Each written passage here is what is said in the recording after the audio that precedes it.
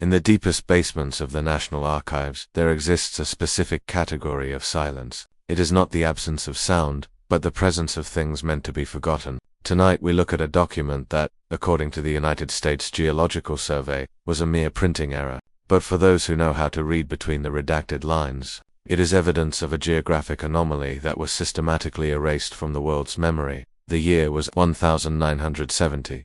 The world was focused on the moon. Yet, a classified file 77 Delta was being circulated among a select few cartographers at the Rand McNally offices. This file contained coordinates for a landmass in the Aleutian chain that appeared on every official atlas for exactly 48 months. They called it St. Sibyl. It had a harbor, a lighthouse, and a recorded population. Then, in the winter of 1974, every single copy of that atlas was recalled. The island was scrubbed from the plate. The encrypted logs were shredded. The hidden truth is that you cannot simply misprint an entire town for 4 years without someone noticing. Unless, of course, the deletion was the goal all along. The file was stamped never open, yet we begin tonight. The only sound in this room is the quiet, rhythmic hum of the server racks, a low-frequency vibration that seems to settle in the marrow of your bones. Outside, the world is asleep, unaware of the ghosts living in these magnetic tapes.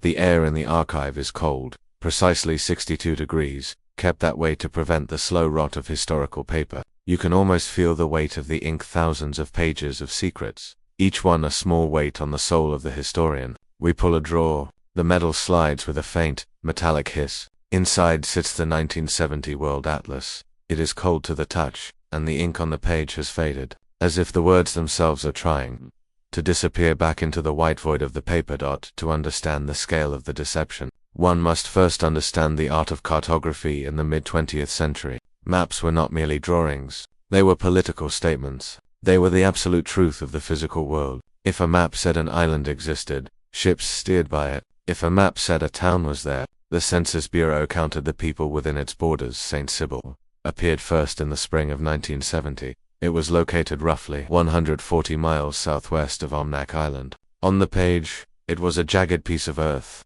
roughly the size of Manhattan, marked with a single settlement, Sibyl Harbor. The archival records describe it as a fishing outpost, but the technical specifications of the harbor suggest something much deeper. The water depth was listed at 80 fathoms, deep enough for a nuclear submarine to dock without being seen from the surface. In the archival world, we call this geographic gaslighting. It is the process by which a physical reality is slowly replaced by a bureaucratic lie. When the 1974 correction protocol was issued, it wasn't just a suggestion, it was a mandatory recall. Federal agents visited university libraries and private collections. They didn't just take the maps, they replaced the pages. They swapped the jagged silhouette of St. Sibyl for a smooth, unbroken stretch of blue ocean.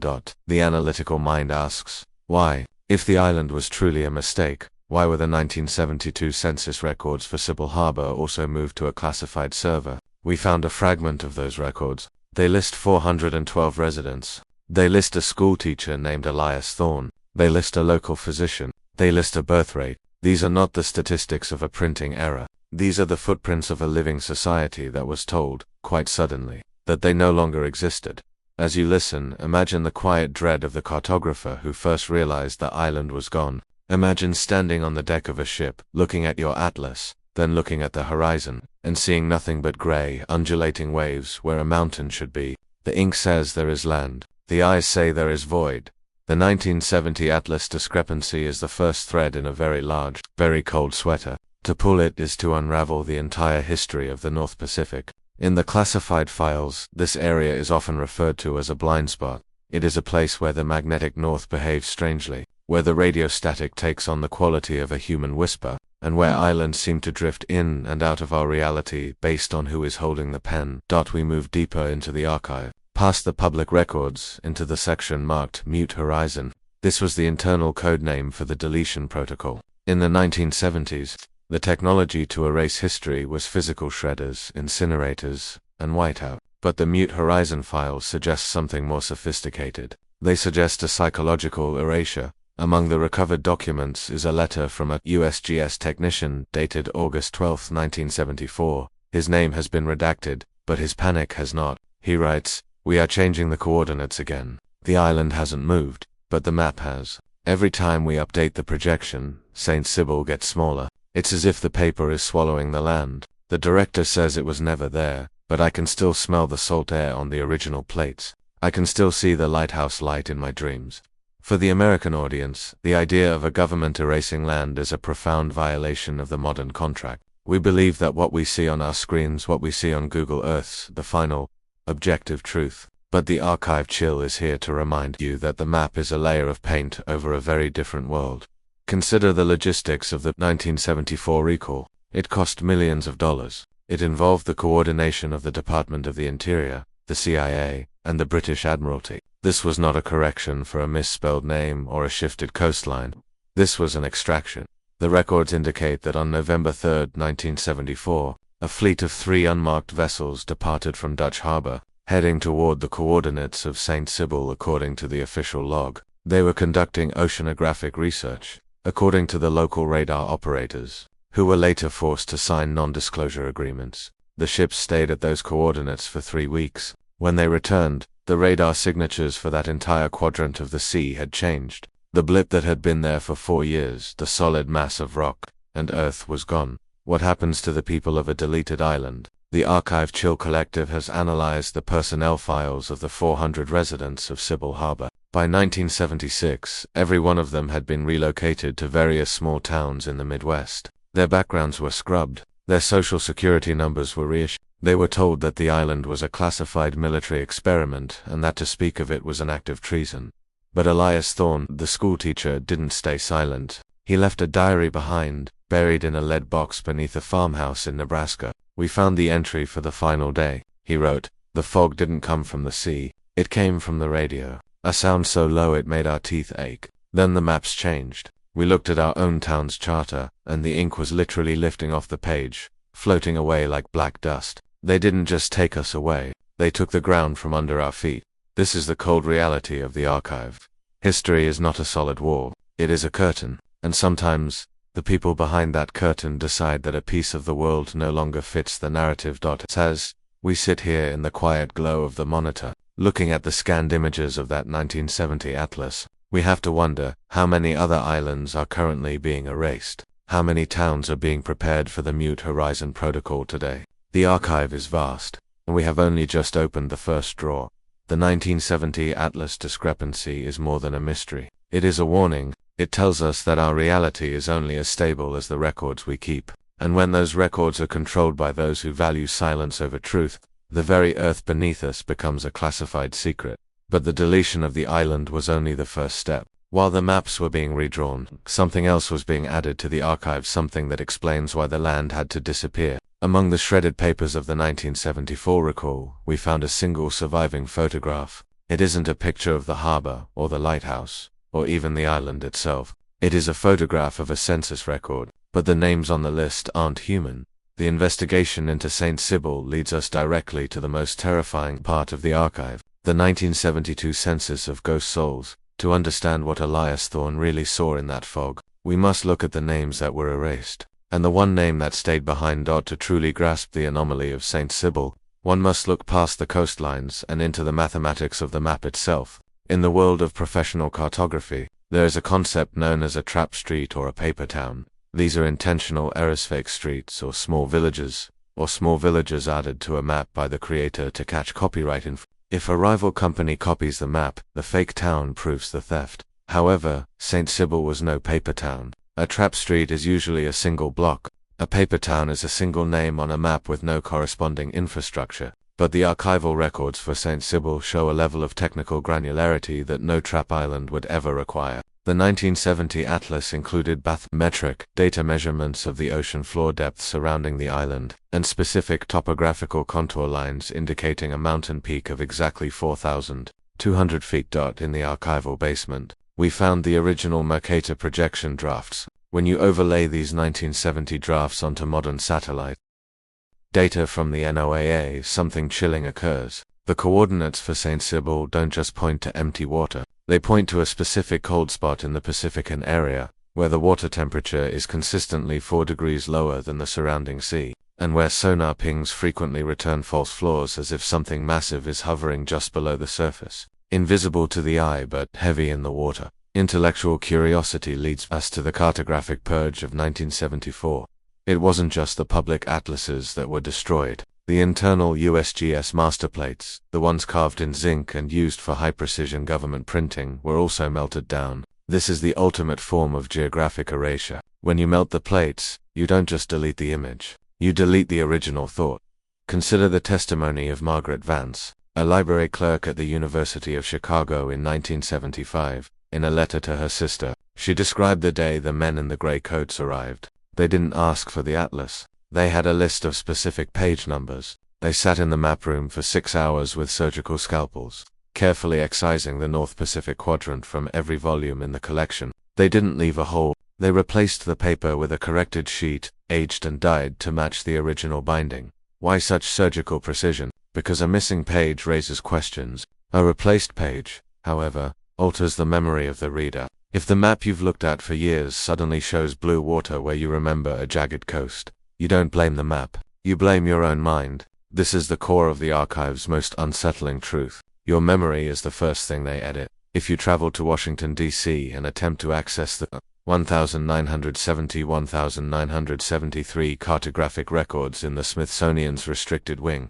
you will encounter a curious phenomenon. The shelves are full, the labels are present, but box 44 Charlie is missing. There is no checkout slip. There is no missing tag. There is simply a gap, a physical void where the technical history of St. Sybil should be. Through a contact in the archival community, we obtained a digital scan of a single microfilm reel that was misfiled in the atmospheric research section. It contains the weather logs for the island from 1971. These logs don't record rain or wind in the traditional sense. Instead, they record static density and visibility fluctuations.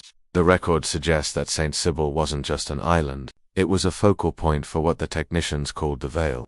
For weeks at a time, the island would remain shrouded in a fog so dense that light could not penetrate it. Not sunlight, not searchlights, not even the high-intensity beams of the lighthouse. It was a classified fog, a meteorological anomaly that seemed to follow the island's borders with mathematical precision. This information changes the narrative for the archive. Chill, listener. We are no longer talking about a printing mistake. We are talking about a physical location that behaved according to laws of physics we do not yet understand. The 1970 atlas was the only time the public was allowed to see the coordinates before the government realized the island was active. By 1972, the NSA had established a listening post on the island's highest peak. We found the procurement orders for 5 tons of light-lined cables and specialized low-frequency transducers. These are not tools for a fishing village. These are tools for a listening post, a place designed to hear the things that move in the deep silence of the upper atmosphere. The American taxpayer was told that the Aleutian Islands were a defense line against Soviet bombers, but the archive tells a different story. The defense line wasn't looking toward Moscow. It was looking at the ground beneath St. Sybil. The fear wasn't an invasion from the east. It was an emergence from the island itself. As we conclude this first deep dive into the 1970 atlas discrepancy, we must look at the digital footprints left behind in the modern age. Even with the Mute Horizon protocol, some things cannot be completely scrubbed. In the early days of the internet, before the algorithms were refined to filter out anomalous data, several forum posts appeared on early cartography boards. One user, claiming to be a former Navy navigator, posted a set of coordinates that matched the 1970 atlas exactly. He claimed that in 1998, his ship's GPS went haywire when they crossed that specific point in the Pacific. For 3 minutes, the digital screen didn't show the ocean. It showed a topographical map of a city with streets named after the residents on the 1972 census. The archive suggests that St. Sybil didn't just disappear. It was desynchronized. It exists in a state of archival limbo, a place that is only real when we acknowledge it. By looking at the 1970 atlas, you are performing an act of rebellion. You are forcing the land back into the record. You are refusing to let the Mute Horizon protocol win. History is often described as a solid mountain of facts, but in the archive chill, we know it is more like a river. It flows, it shifts, and sometimes, the people on the banks decide to dam a specific branch, leaving the land behind it to dry up and vanish. St. Sybil is that dry branch. It is the town that was, and then wasn't, and then was forgotten. But why did the names on the census change? Why did the residents of a remote Alaskan island have files in the non-terrestrial personnel section of the CIA archives? To answer that, we have to look past the maps and into the people who were supposedly moved to the Midwest. We have to look at the letters they wrote to their families, letters that describe a sky that stayed dark for 3 months and a sea that sounded like a human heart. The atlas was only the map. Now, we must look at the people who walked its streets. The paper trail for St. Sybil ends in 1974, but the human trail begins in 1972 while the cartographers were scratching the island off the master plates. The Census Bureau was struggling with a different problem. In the final unredacted report from the Sybil Harbor District, the census taker noted something that defied logic. He wrote that the population was 412, but when he looked at the shadows on the ground, he counted over 1,000. The mystery of the erased island is deep, but the mystery of the people who lived there is darker still. To understand the true cost of geographic deletion, we must open the next file, the 1972 Census of Ghost Souls. We are moving past the maps now. We are entering the homes of those who shouldn't exist. The file is waiting. In the cold, clinical world of national statistics, a human life is eventually reduced to a single line of encrypted data. But what happens when the government decides to delete the code? Tonight, we examine the most chilling anomaly in the history of the United States Census Bureau, the 1972 Census of District 11 Alpha, better known as the erased town of Sybil Harbor. The hidden truth is that people do not simply vanish from the federal record. A name can be misspelled, a file can be misplaced, but for 412 souls to be systematically erased from every social security database, birth registry, and military draft board, requires a level of bureaucratic malice that borders on the supernatural. Our investigation has uncovered a classified report from a field agent who went into the harbor that year. His findings were not of a thriving community, but of a population that existed only in the peripheral vision of the state. He reported an anomaly that the Department of Commerce spent 50 years trying to bury. He didn't just find citizens, he found a biological paradox that the government labeled a threat to the national reality. The records were scrubbed, the physical census forms were burned in a high-heat incinerator, and the district was officially listed as uninhabited wilderness. The file was stamped, never open, yet we begin tonight.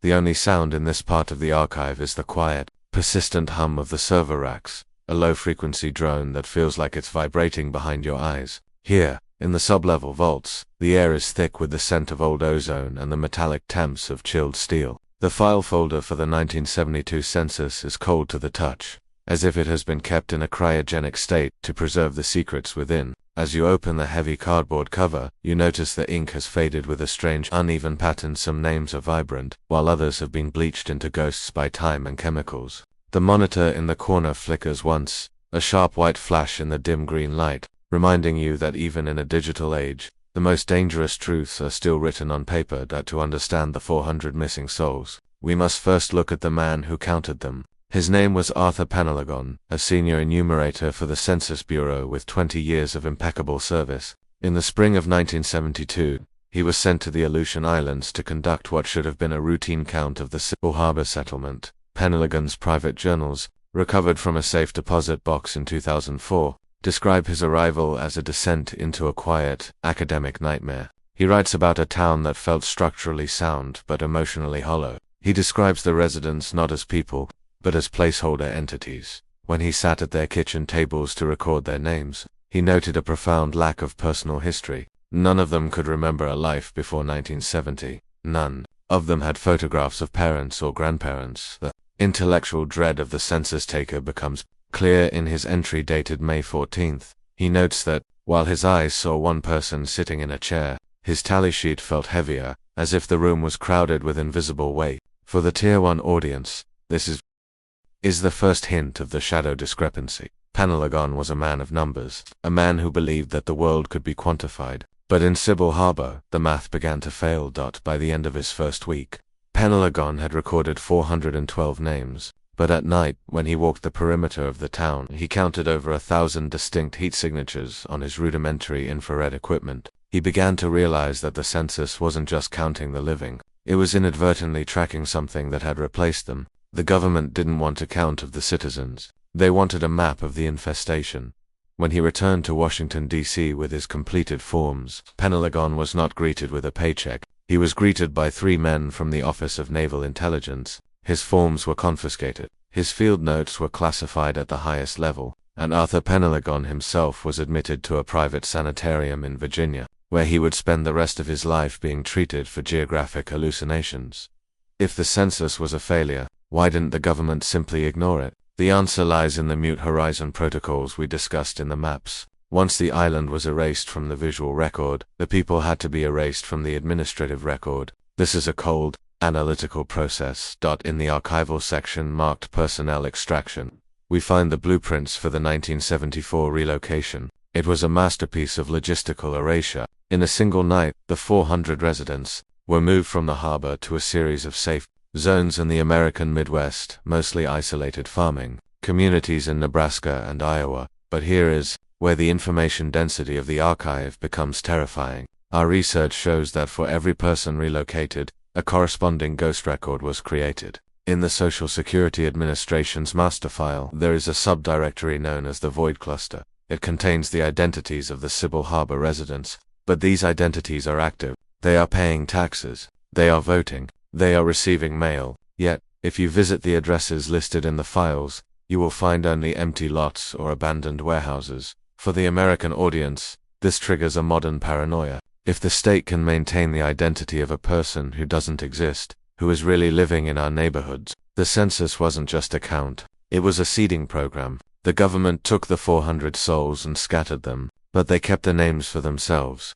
The archival files suggest that the residents were not moved because they were in danger, but because they were contagious, not with a virus, but with a state of being. The Sybil anomaly, the biological fact that their cells were vibrating at a different frequency than normal human tissue, meant that they could not be allowed to cluster in one place. Deleting them from the census was the only way to ensure they would never be found by future historians. We tracked the trail to a small town in Nebraska, officially listed as Clover Creek. In 1975, 20 families from Sybil Harbor were moved here. The town records for Clover Creek show a sudden, inexplicable surge in population, followed by a total blackout of local newspaper archives for the next 5 years. We analyzed the property tax records for Clover Creek from 1975 to 1980. The names from the 1972 census appear on the titles for specific houses, but the local residents, those who were there before the relocation, described the newcomers as the silent ones.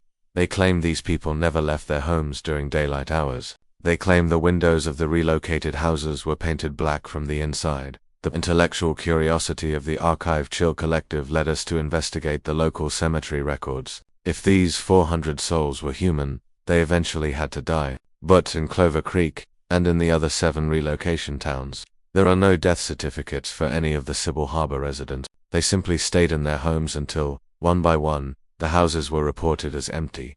The academic conclusion is unsettling. The census was an attempt to catch a moment in time before these people transitioned into something else. The government erased the record not because they wanted to hide a crime, but because they were documenting a metamorphosis. By 1980, the 400 souls were no longer missing. They were simply no longer souls. In the archive, we find a final memo from the director of the census, dated December 19, 1982. It is a single sentence, typed on a manual typewriter. The district is now quiet. The numbers finally match the empty chairs.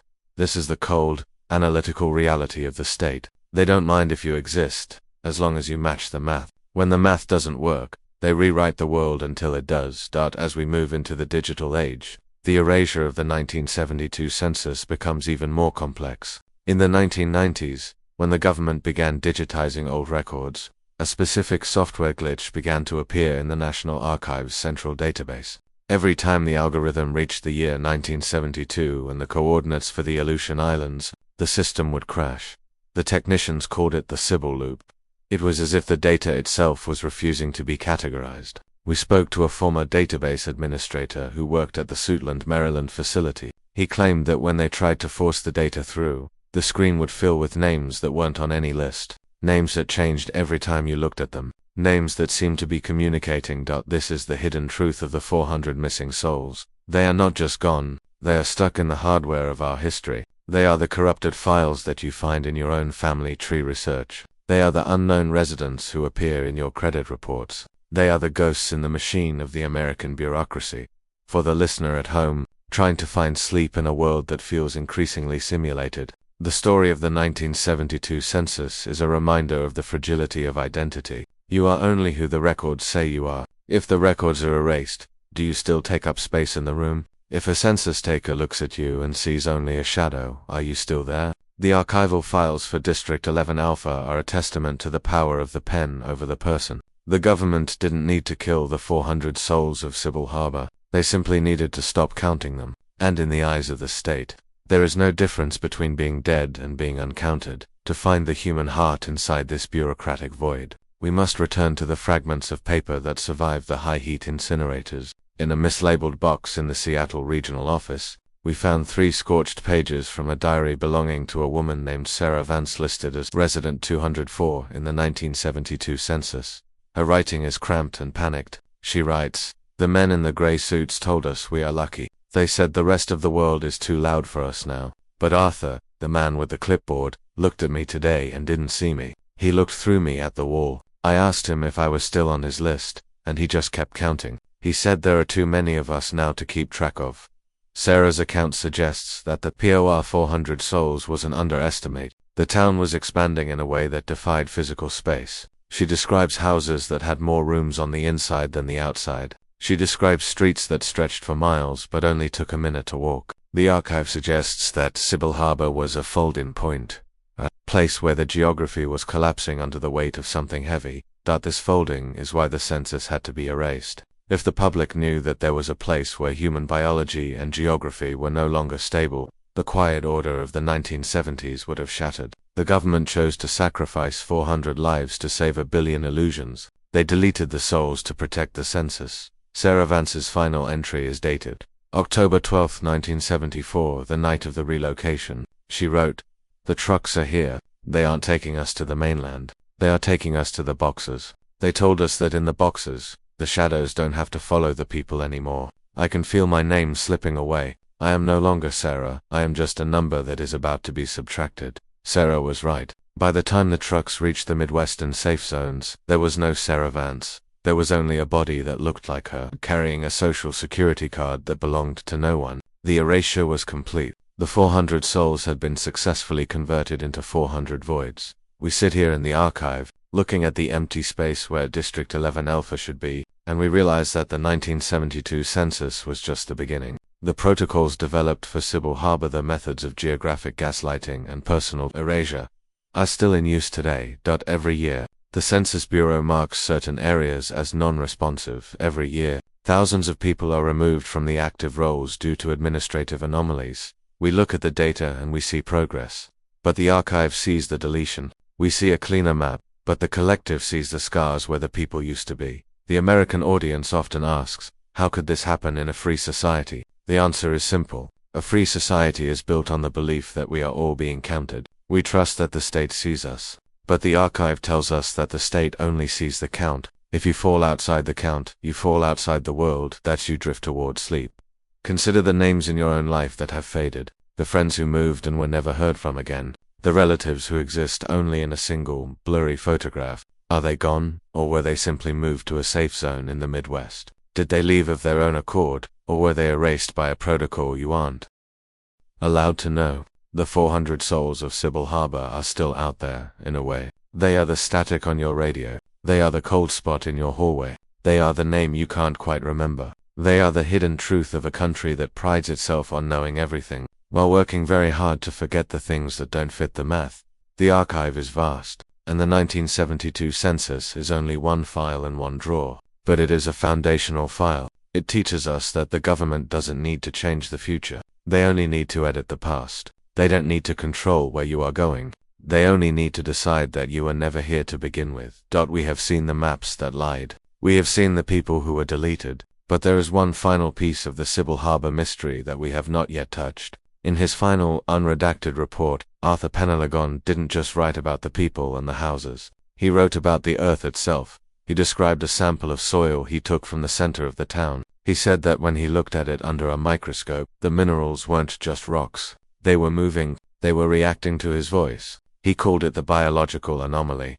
While the Census Bureau was erasing the people, the Department of Defense was looking at the ground. They realized that the reason the people were changing, the reason they were becoming ghost souls, was because of what they were breathing. what they were eating, and what they were standing on. The erasure of the 1972 census was a cover-up for something much older than the United States. It was a cover-up for a discovery made in the permafrost that alters the very definition of human life. To understand why the 400 souls had to vanish, we must look at the substance that claimed them. The investigation leads us now to the most restricted part of the archive, the biological anomaly, why the soil changed time. The secret isn't in the files, it's in the ground beneath your feet. There is a specific form of violence that leaves no bruises, only a profound sense of disorientation. It is the violence of the eraser. Tonight, we unearth the skeletal remains of a directive so thorough, it managed to remove an entire coordinate from the collective human consciousness. This was Operation Mute Horizon. In the summer of 1974, while the American public was distracted by the final days of the Nixon administration, a classified memo was circulated through the Department of Education and the Library of Congress. It was not a request. It was a mandate for the systematic destruction of specific geographic records. The hidden truth lies in the encrypted logs of the National Textbook Disposal Units, groups of men tasked with visiting every public library in the country to find a single, specific edition of the 1971 World Atlas. An anomaly had been detected not in the printing, but in the reality the book described. A file existed that detailed the exact moment the government realized that if they didn't burn the books, they couldn't control the history. This was not a correction of a mistake. It was an erasure of an existence. Every erased page, every redacted line of topography, was a stitch pulled from the fabric of our shared reality. The file was stamped never open, yet we begin tonight. The only sound in this quadrant of the archive is the quiet, rhythmic hum of the server room, a low-frequency pulse that mirrors the resting heart rate of a sleeping world. The air is cold, tasting of filtered dust and ancient paper. The file for Mute Horizon is cold to the touch, its edges frayed and brittle, as if the secrets it holds have physically aged the cardboard. The ink on the 1974 memo has faded into a ghostly gray, making the words appear as if they are retreating back into the fibers of the paper. A monitor in the corner flickers with a dull blue light, casting long shadows across the classified stamps that litter the page. Here, in the stillness, the quiet dread of the past feels heavier than the steel shelves surrounding us. To understand the scale of Operation Mute Horizon, we must look at the specific language of the August 12th directive. It was written in a cold, analytical tone that masked its radical purpose. The document did not mention islands or people. Instead, it referred to inaccurate topographical markers and redundant personnel data. The intellectual curiosity of the researcher is often piqued by what is not said. The directive ordered the immediate recall of all 197-11972 educational materials from facilities, meaning the primary universities and government research labs across the United States. They weren't worried about the general public yet. They were worried about the people who knew how to read a map. The analytical mind must ask, why would a government spend millions of dollars in 1974 to recall textbooks? The cost of the logistics alone was staggering. They used unmarked Federal Express vans and independent educational consultants who were actually plainclothes agents. They walked into libraries with a very specific set of scalpels. They didn't take the books away immediately. They performed the surgery on site, replacing the maps of the North Pacific with updated projections. This was the birth of geographic gaslighting. If a student in 1975 looked at their textbook and saw only blue water where they remembered an island, they were told their memory was faulty. They were told the previous edition had a misprint. This is how you change a nation's mind, one page at a time, until the truth becomes a minority opinion. Once the inaccurate pages were excised, they weren't simply thrown in the trash. They were transported under armed guard to a facility in Northern Virginia known in the files as District 4. Here, the government maintained high-heat incinerators designed to destroy sensitive documents, without leaving a trace of chemical residue or recognizable ash. There is a quiet dread in the thought of thousands of maps, of records of human life turning into smoke. A witness from the facility, a former technician whose identity remains encrypted, described the smell of the burning ink. He said it didn't smell like paper. It smelled like ozone and salt, as if the geography itself was being vaporized. The Mute Horizon protocols required that the ash be mixed with industrial concrete and used in the construction of new government buildings. This is the ultimate archival irony. The history they erased is physically holding up the walls of the agencies that erased it. The buildings are quite literally built on the silence of the past. For the American audience, the idea of a book burning is usually associated with foreign regimes. But this wasn't a public bonfire. This was a clinical, bureaucratic extraction. It was silent. It was efficient. It was done in the name of national clarity. The goal was to ensure that by 1980, no child in an American classroom would ever hear the name St. Sybil or Sybil Harbor if it wasn't in the book. It never happened. The most difficult part of Operation Mute Horizon was not the books, but the people who made them. Cartographers are by nature obsessive about detail. To tell a professional mapmaker that a landmass they meticulously plotted is a printing error is an insult to their craft. In the archival files, we found records of compliance interviews. These were sessions where mapmakers at Rand McNally and the National Geographic Society were briefed on the new official geography. They were shown classified satellite photos. We now know were doctored showing empty water where St. Sybil stood. The reflection here is on the power of the official image. When a man in a dark suit shows you a photograph from space that contradicts your own hand-drawn charts, you begin to doubt your own hands. You begin to believe the lens over the eye. Many of these cartographers simply retired. They went quiet. They took their original drafts and buried them in their basements, or burned them out of fear. The Archive Chill Collective has found one such draft. It is a hand-colored map from 1971, saved by a man named Thomas Miller. On the back he wrote a single sentence: "The sea is not this empty. The paper is just too small for the truth." Miller died in 1982, officially of natural causes, but his file contains a Mute Horizon flag, indicating he was watched until his final breath. By 1976, the revision was complete. A new generation of textbooks had been distributed. The correction was now the standard. In these books, the North Pacific was a vast, unbroken wilderness of water, a strategic buffer between the superpowers. There is an intellectual curiosity regarding the replacement data used in these books. The government didn't just remove sensed, they filled the space with oceanic research stations and weather buoys that didn't exist. They created a fake infrastructure to explain why certain parts of the ocean were restricted. This is the genius of Mute Horizon. You don't just delete a secret, you replace it with something boring. If you tell people an island is a ghost-filled anomaly, they will investigate. If you tell them it's a classified meteorological buoy site number 44, they will look away. Boredom is the greatest tool of the archivist. The American audience of the 70s was taught that their maps were the most accurate in history. They were proud of their technology. They didn't realize that the technology was being used to filter their reality. The mute in Mute Horizon didn't just stand for silence. It stood for the muting of the human instinct to question what is right in front of them. Even with the most thorough recall, fragments survived. A textbook in a rural school in Montana that the agents missed. A map in a fisherman's cabin in Oregon. These are the artifacts of the unerased. We have analyzed letters from teachers who noticed the change. One teacher in 1977 wrote to her Board of Education, asking why the new geography contradicted the globes they had bought only 3 years prior. Her letter was never answered. Instead, her school received a grant for modernization which required the disposal of all outdated teaching aids.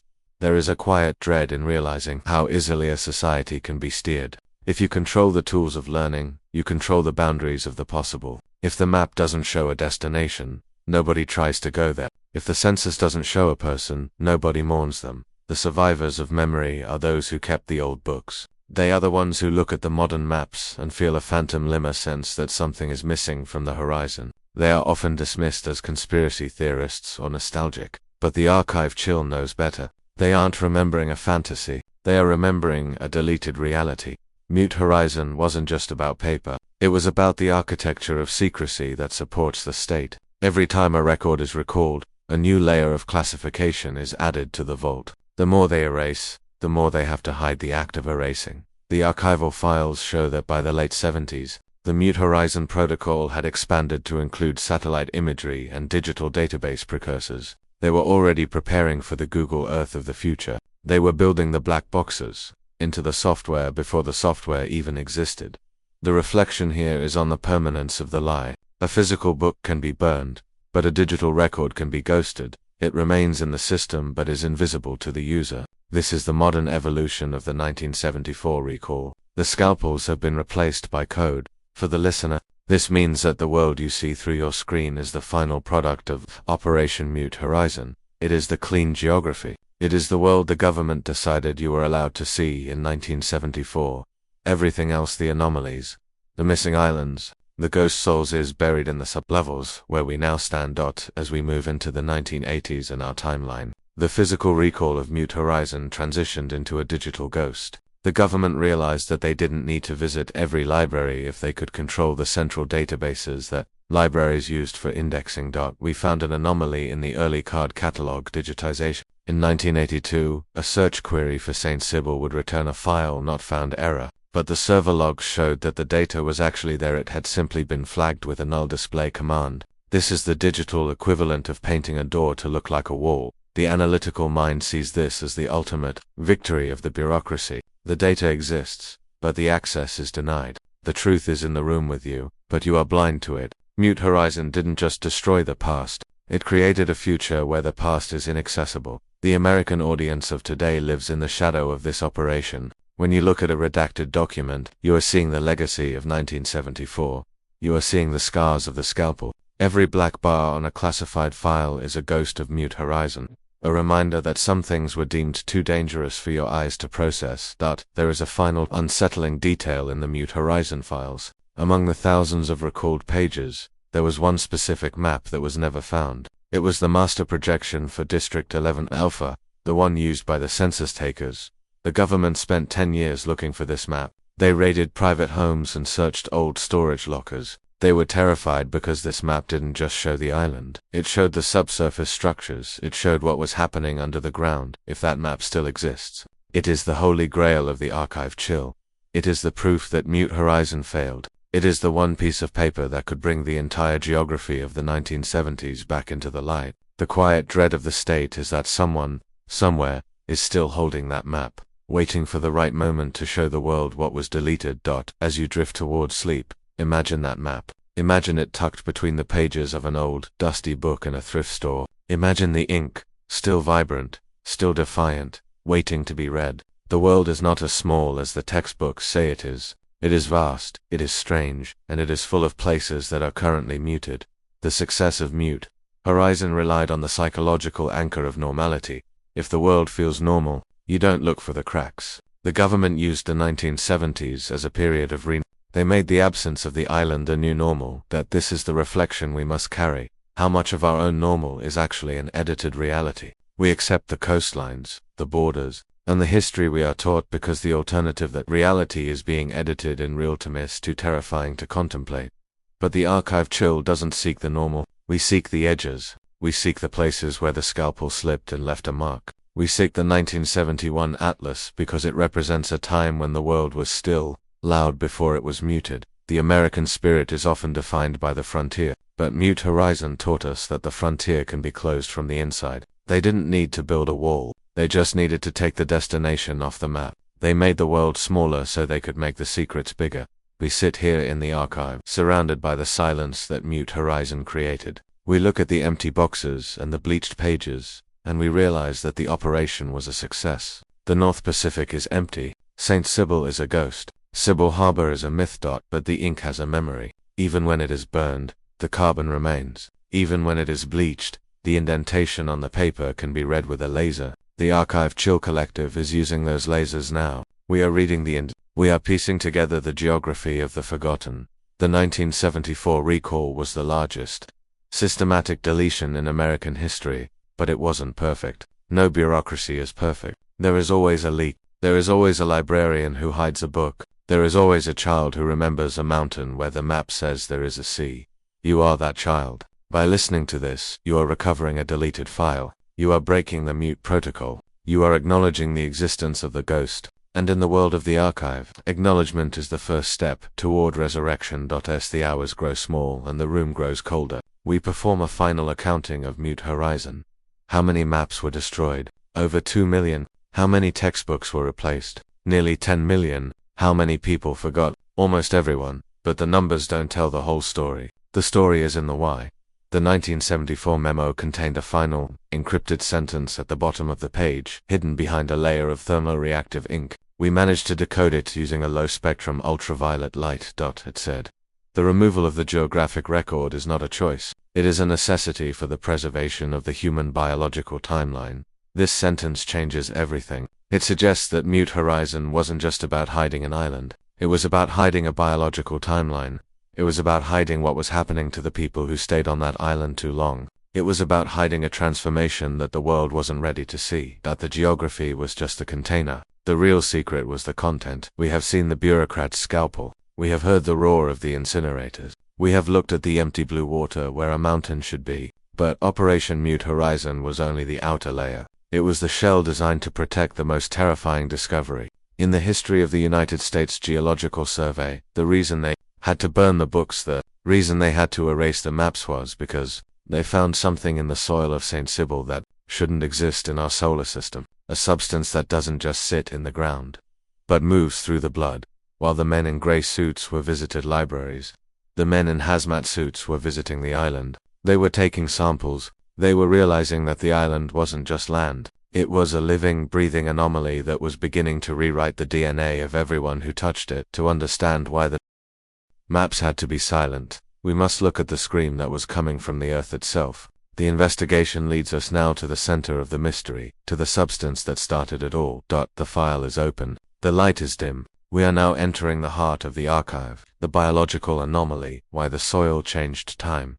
We are often taught that time is the only absolute or constant, rhythmic heartbeat that governs the entire universe. But inside the classified vaults of the United States Geological Survey, there exists an encrypted ledger that tells a different, more terrifying story. This is the file on the Sibyl anomaly. In the summer of 1973, a research team discovered that the soil of St. Sibyl was not merely earth and mineral, but a biological anomaly that functioned as a localized temporal anchor. The hidden truth is that the island did not just exist in space, it existed at a different speed. Every record of this discovery was systematically erased during the Mute Horizon protocols, because the government realized that geography could be faked, and people could be relocated, but a change in the fundamental passage of time cannot be explained away. The researchers found that the silicon-based organisms living within the island's permafrost were capable of slowing the vibration of human cells. Those who walked the island's surface were not just stepping on ground, they were stepping into a different decade.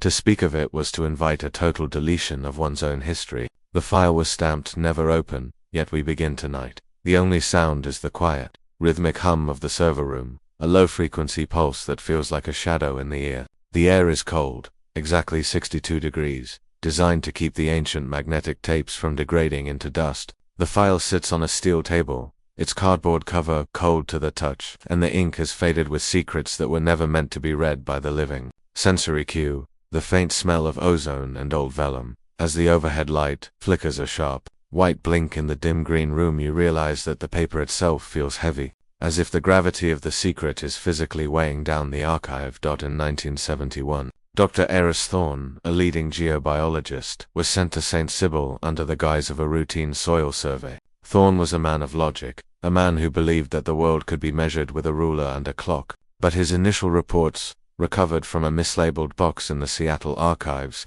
suggest a rapid unraveling of his scientific certainty. Thorne's first entry describes a mineral sample taken from the northern ridge. He noted that the quartz crystals within the soil weren't static. Under a high-powered microscope, they exhibited a rhythmic contraction or pulse. For the intellectual observer, this is the first hint of the biological paradox. The Earth was breathing. Thorne calculated the pulse at exactly 1 beat every 86 seconds. By the second month of the study, Thorne noticed a more unsettling trend. His own wristwatch, a high-precision mechanical piece, began to lose time, not by seconds, but by hours. Yet, when he checked the position of the stars, the sky matched his watch, not the calendar. The soil was literally dragging the perception of reality backward. Thorne's academic reflection turned to dread. He realized that the island's unique mineral composition, a mixture of rare earth elements and a previously unknown silicon-based fungus, was creating a temporal drag. The ground beneath his feet was a biological machine that processed time like a metabolism. To stand on the island was to be consumed by its pace. The TO1 audience must understand that this wasn't science fiction to the US. It was a matter of national security. If a landmass could alter the passage of time, it could be used as the ultimate strategic bunker. But the cost to the human body was profound. The archive contains a series of medical observation logs from the Sibyl Harbor residents. The doctors noted a phenomenon they called cellular desynchronization.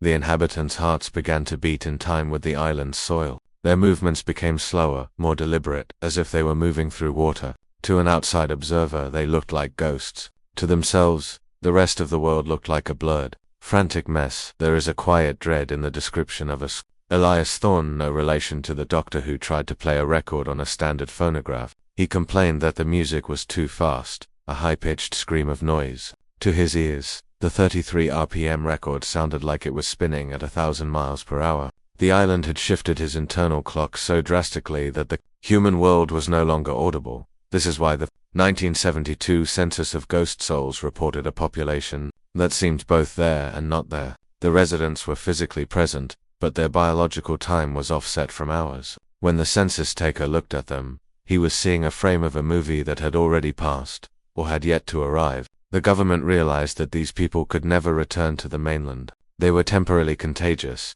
By 1973, the Department of Defense had taken over Thorne's research. They began the slow soil experiments. They brought in lab animals, rabbits, mice, and even domestic dogs. They placed them in enclosures filled with St. Sybil's earth. The results were chilling. A mouse placed in the soil lived for what Thorne calculated to be 30 years. In the world outside the enclosure, only 3 years had passed. The animal wasn't just living longer, it was aging at a fraction of the normal rate. But the mind could not keep up. The animals became catatonic, their brains unable to process the speed of the air they breathed compared to the ground they stood upon. The analytical mind seized the military's goal.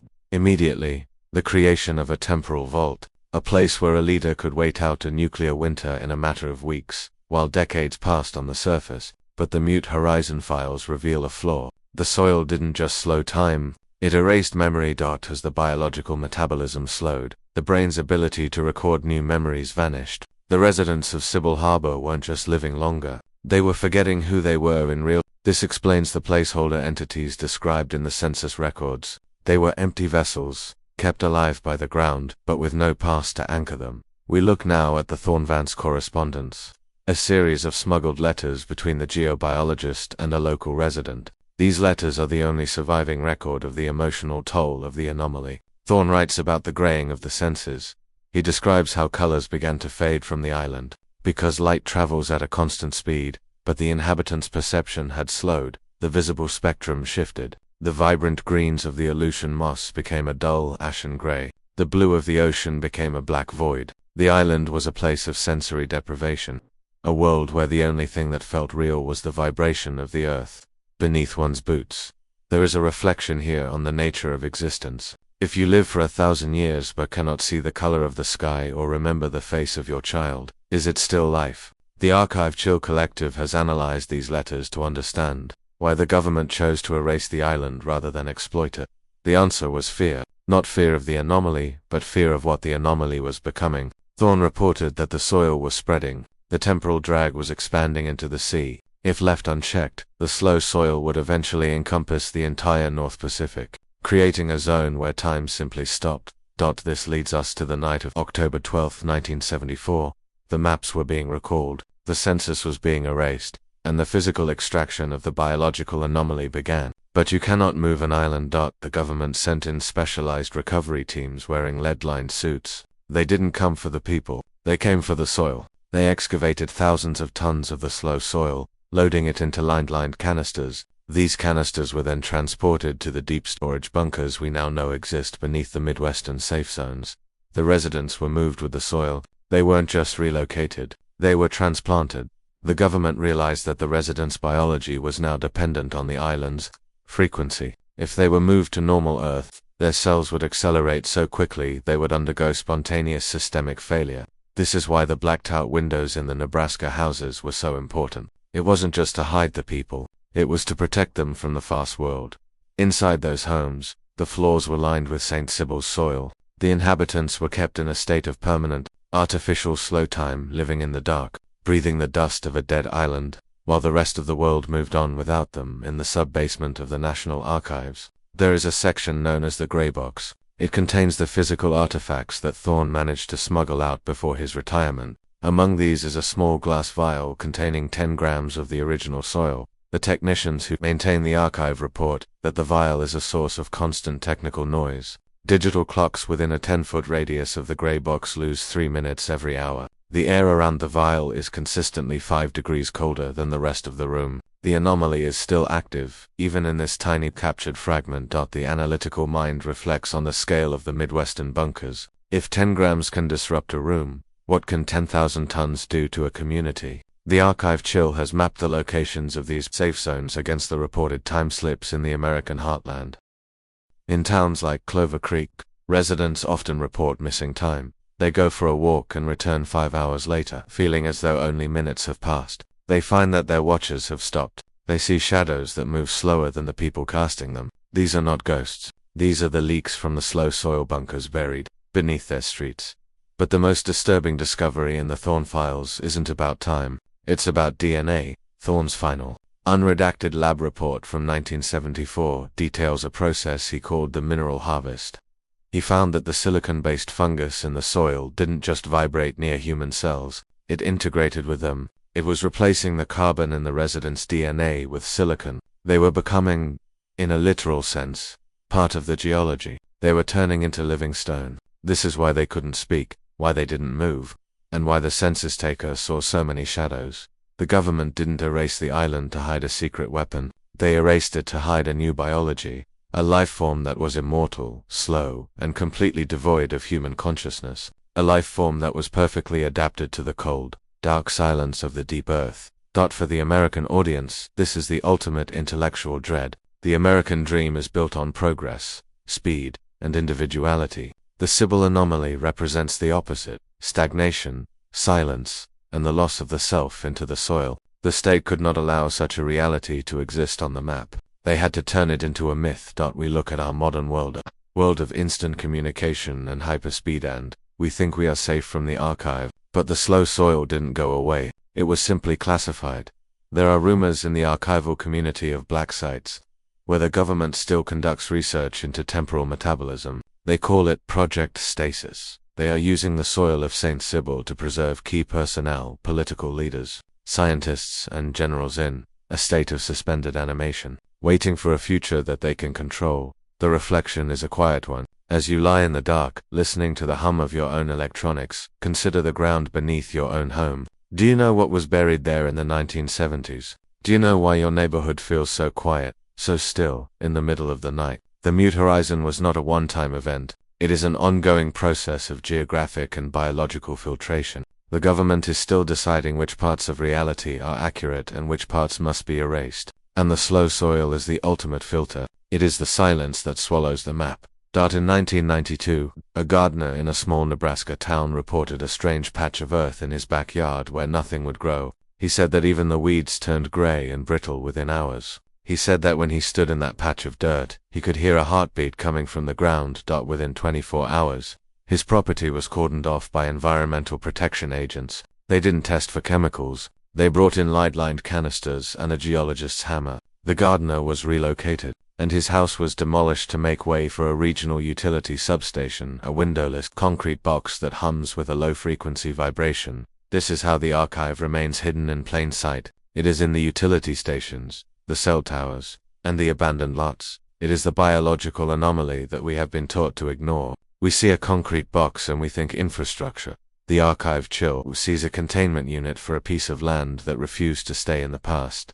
The soil of St. Sybil is not just a story. It is a physical presence in the American landscape. It is the weight of the forgotten, the vibration of the erased. And every time a map is updated, every time a census is taken, the government is checking the borders of the slow soil to make sure the silence hasn't spread. Dr. Aris Thorne disappeared from the public record in 1976, but in a private collection of papers found in a London estate, we discovered a final unmailed letter. It was addressed to no one. He wrote, "I can feel the soil in my own marrow now. The clocks in this room are screaming, but I can no longer hear them. I am beginning to understand that time is not a river. It is a skin, and the island has taught me how to peel it back. There is a world beneath the maps, a world that is patient, a world that is made of stone and memory. I am going there now. Do not look for me on the map. Look for me in the silence between the heartbeats." Thorne's words are the intellectual anchor for this chapter of the archive chill. He understood that the anomaly wasn't a threat. It was a transition. But a state built on the fast world cannot allow such a transition. They must maintain the illusion of the clock. The biological anomaly is the crack in the foundation of the modern age. It is the proof that the Earth is not a passive stage for human history, but an active participant that can, at any moment, decide to change the rules of the game.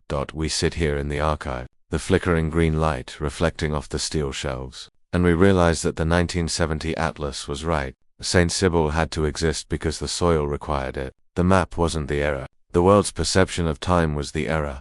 Every document we have found, the Thorne diaries, the census records, the Mute Horizon memos, all lead back to the same terrifying conclusion. Our reality is being managed to prevent us from slowing down. We are kept in a state of constant acceleration so that we do not notice the slow soil beneath our feet. The archive chill is a journey into that slowness. It is an act of temporal rebellion. By listening to this narration, by dwelling on the details of the erased island, you are slowing your own pulse. You are synchronizing with the gray box. You are becoming, for a moment, a resident of Sybil Harbor. The investigation into the biological anomaly is complete.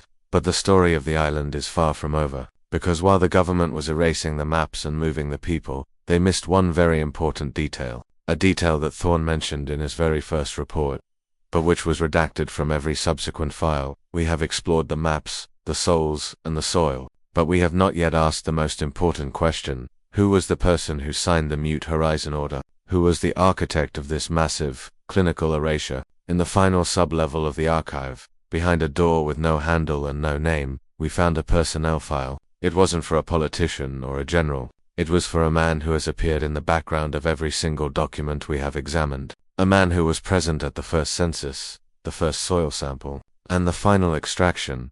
The records suggest that this man hasn't aged a single day since 1970. He is the one who watches the archive. He is the one who decides what stays and what goes. And his name is not in any textbook, but his influence is in every textbook. To understand how a whole world can be erased, we must look at the man who held the eraser. The investigation leads us now to the final, most personal layer of the archive, the architect of deletion, who is Dr. Aris Thorne. The file is waiting. The light is fading. Do not close the drawer. What you are about to hear is the final visual confirmation of a reality that was systematically erased from the world's memory. In the deep, climate-controlled sub-basements of the National Archives, there is a file that technically does not exist. It is classified Box 882. While the maps were being redrawn and the census records were being burned, a single collection of physical evidence survived the anomaly, a stack of 24 Polaroids, captured on SX-70 film during the peak of the 1972 survey. These images represent the hidden truth that no encrypted data could fully describe. They are not merely pictures. They are windows into a geographic and biological paradox that the government labeled too dangerous for the public eye. Investigators who found this box noted that the chemical composition of the film had been altered. The silver halide crystals on the paper had reacted to the radiation of the island, creating a visual record that shifts depending on the angle of the light. These are the Polaroids of a non-existent place, showing streets that have been paved over by the ocean and faces that have been replaced by the state. Each image is a piece of the puzzle, a fragment of a world that refused to stay silent. The file was stamped "Never open," yet we begin tonight. The only sound in this restricted wing of the archive is the quiet, persistent hum of the server room, a low-frequency drone that resonates in the bones like a distant, approaching storm. The air is cold and thin, scrubbed of moisture and life to protect the fragile ghosts of the past. The box itself, Box 882, is a heavy, gray steel container, cold to the touch and smelling faintly of old chemicals and dry ozone. As the lid is lifted, the metal makes a soft, rhythmic hiss against the vacuum-sealed gasket. Inside, the file folders are brittle and faded, their once vibrant ink now a series of ghostly gray scratches. In the dim green light of the vault, the white borders of the Polaroids glow with an unsettling intensity, as if they are holding on to the light of a sun that set 50 years ago. To understand the weight of Box 880, the Tier 1 researcher must understand the technology of the time. In 1972, the Polaroid SX70 was the pinnacle of consumer optics, a folding camera that produced instant, self-developing color prints. It was a tool of the now, a way to capture a moment and hold it in your hand within minutes. It was this instant nature that made it the perfect tool for Dr. Aris Thorne. He didn't trust the dark rooms on the mainland. He wanted to see the truth before it could be intercepted. The first Polaroid in the stack is a wide-angle shot of Sybil Harbor, taken from the northern ridge on a Tuesday afternoon. The colors are typical of the irresaturated yellows and muted blues, but the geography is impossible. The image shows a sprawling, industrial pier extending into a sea that, on any modern map, is empty. The intellectual dread sets in when you look at the horizon. In the photo, the sky is a deep, bruised purple, even though the sun is high. The camera captured a light spectrum that the human eye could not process, a visual echo of the biological anomaly that was beginning to take hold of the island. Thorne noted on the back of the photo, in cramped, hurried handwriting, the film is developing too fast. The chemicals are reacting to the air before the shutter even closes. This is the first evidence of the temporal drag affecting physical matter. The film wasn't just recording light, it was recording the vibration of the slow soil. As you study the image, you notice that the edges of the buildings are blurred, not from camera shake, but as if the structures themselves were vibrating at a frequency different from the earth they stood upon. The third photo in box 882 is perhaps the most famous among the few archival analysts who have seen it. It depicts a group of residents standing on the main pier of Sybil Harbor. There are 400 souls in the census, but in this photo, the crowd looks much denser. While the people in the foreground are clear men in flannel shirts, women in headscarves, the shadows they cast do not match their bodies. One man is reaching out his hand, but his shadow shows him with his arms at his sides. Another woman appears to be laughing, but her shadow depicts her kneeling in a position of profound grief. This is the shadow discrepancy in its purest visual form. The Polaroid process, which relies on light-sensitive layers of dye, caught the desynchronization that the human eye filtered out. The residents were physically separated from their own temporal presence. Their bodies were in the now, but their shadows were tied to the slow soil, recording a moment that had already passed or was yet to come. Dr. Thorne's notes on this photo are a single, encrypted sentence: "The darkness is more honest than the light." For the American audience, this photo represents the ultimate gaslighting of the state. If the camera machine of objective truth shows a world that contradicts the senses, which one do you believe? The government chose to believe the danger. They realized that if these photos were ever leaked, the entire concept of a stable reality would collapse. Box 882 was sealed not to hide a crime, but to hide a visual proof of a different law of physics. We move deeper into the box to find photo 12. It is a vertical shot of the St. Sybil lighthouse. On the maps, it was described as a standard masonry structure, 40 feet tall. In the Polaroid, it looks like a needle of black glass, stretching toward the sky until it disappears into the clouds. The analytical mind must look at the way the light bends around the lighthouse. There is a phenomenon known as gravitational lensing, usually only seen near black holes. In this Polaroid, the stars in the background are distorted into perfect circles around the tip of the tower. This suggests that the lighthouse wasn't just a beacon for ships. It was an antenna for the temporal anomaly. Dr. Thorne's log entry for this photo describes a sound that the camera could almost see. He wrote, "When the light rotates, it doesn't just cut the dark, it cuts the time. I can see the days flickering like a faulty light bulb." This is the quiet dread of the archive, the realization that the archive chill isn't just a metaphor, it is the cold sensation of realizing that the world you inhabit is only a thin layer of paint over a much stranger, sharper architecture. Why was this photo kept? Most of the evidence was burned, but box 882 survived because the Department of Defense needed it as a baseline. They needed to know what a temporal fracture looked like on film so they could identify it elsewhere. They were building a catalog of the impossible. The lighthouse was the epicenter, the needle that was stitching the island into a different timeline. Among the most unsettling items in box 882 are the individual portraits. Dr. Thorne had begun a project to photograph every resident of Sybil Harbor. He wanted a visual census to accompany the written one. Photo 17 is a portrait of Sarah Vance. We know her name from the census, and we know her story from her diaries. But the woman in the Polaroid is different. Her skin has a texture that looks less like flesh and more like fine, polished quartz. Her eyes are not pupils and irises, but solid, dark spheres that reflect the room with a clarity that is unnerving. There is an intellectual curiosity here about the biological transition. Thorne was documenting the mineral harvest in real time. As the residents breathed the dust of the slow soil, their biology was being The Polaroid captured the transition. If you look closely at the corners of Sarah's mouth, you can see the faint, crystalline structure of the silicon-based fungus beginning to emerge from the pores of her skin.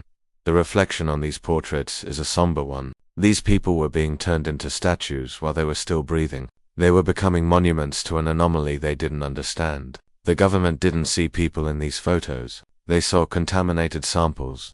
This is why Sarah Vance and the others were moved to the Midwest. They weren't being saved. They were being archived in houses that were built like boxes. The final set of photos in box 882 takes us inside the homes of Sybil Harbor. These are the most difficult to process. They depict rooms that seem to defy the laws of perspective. Photo 21 is a shot of a standard kitchen. A bowl of fruit sits on the table, but the fruit is not rotting. It is glowing. The temporal drag on the island meant that the process of decay had been almost entirely suspended. The apples in the photo had been on that table for 6 months, yet they looked as though they had just been picked.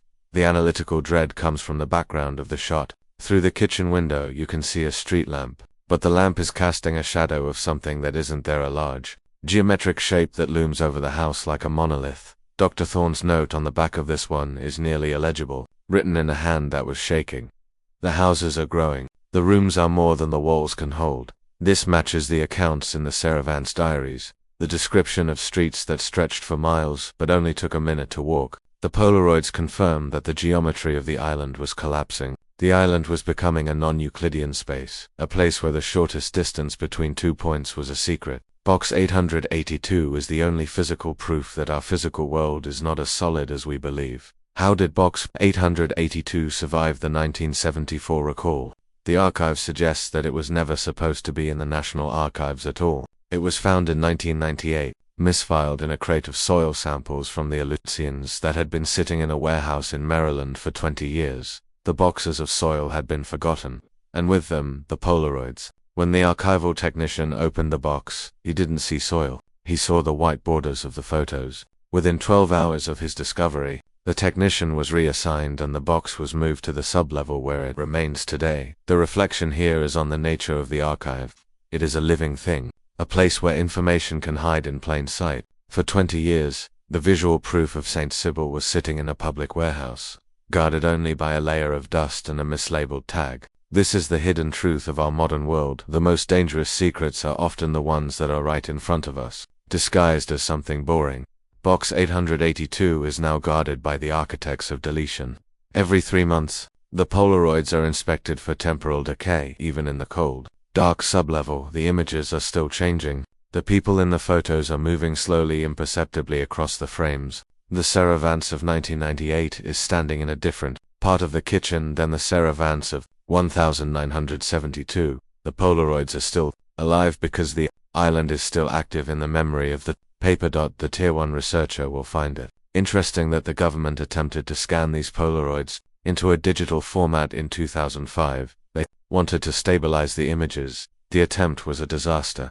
Every time the scanner passed over the surface of a photo from Box 882, the digital file was corrupted by a series of organic glitches. The pixels didn't just misfire, they formed shapes that resembled the silicon fungus of the island. The computer was literally infected by the visual data. This led the Department of Defense to conclude that the anomaly wasn't just physical, it was informational. You cannot digitize the truth of St. Sybil without digitizing the drag. The slow soil is in the pixels. It is in the code. This is why you will never find these images on the public internet. They are too heavy for the fiber optic cables. They would slow down the world. The archival conclusion is that some things are meant to be tactile. They are meant to be held in the hand, to be cold to the touch, and to be kept in a steel box. The Polaroids of Box 882 are a reminder that the world is more than a screen. It is a physical place with physical consequences. As the night grows deeper and the archive grows colder, we perform a final count of the images.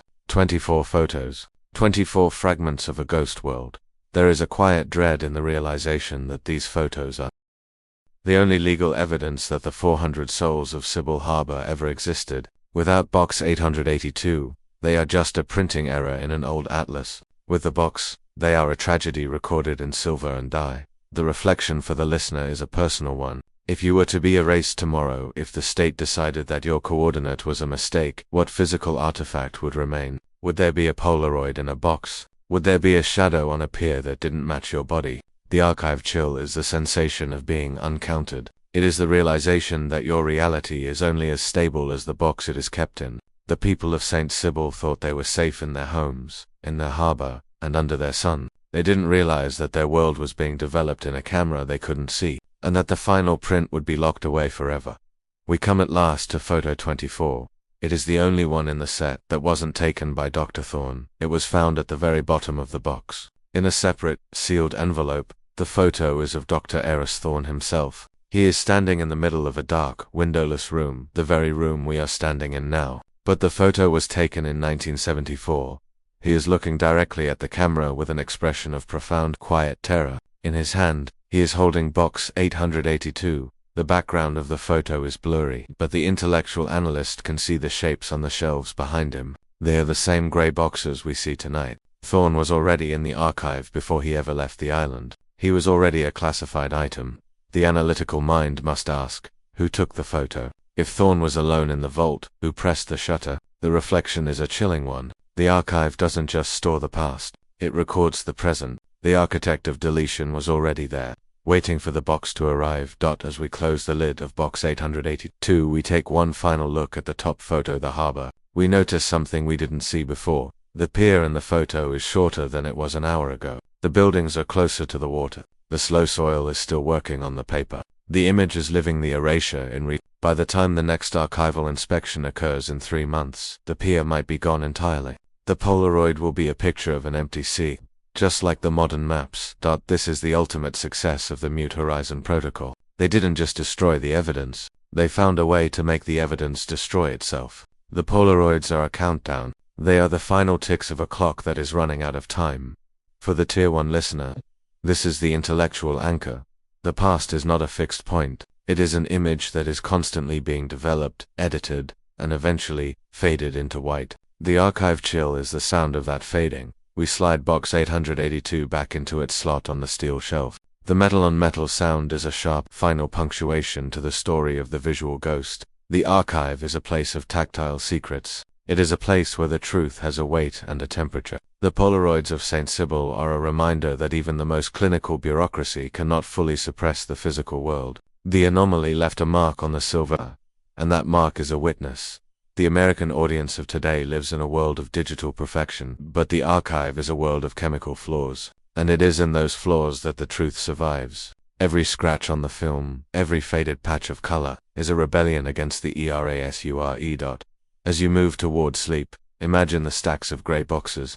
Imagine the thousands of Polaroids that are still out there, misfiled and forgotten, waiting for someone to open the lid and let the light back in. The world is full of non-existent places, and all it takes to find them is a willingness to look at the shadows. We have seen the maps, the souls, the soil, and now the images. We have pieced together the geography of the forgotten, but our investigation has reached a point of no return.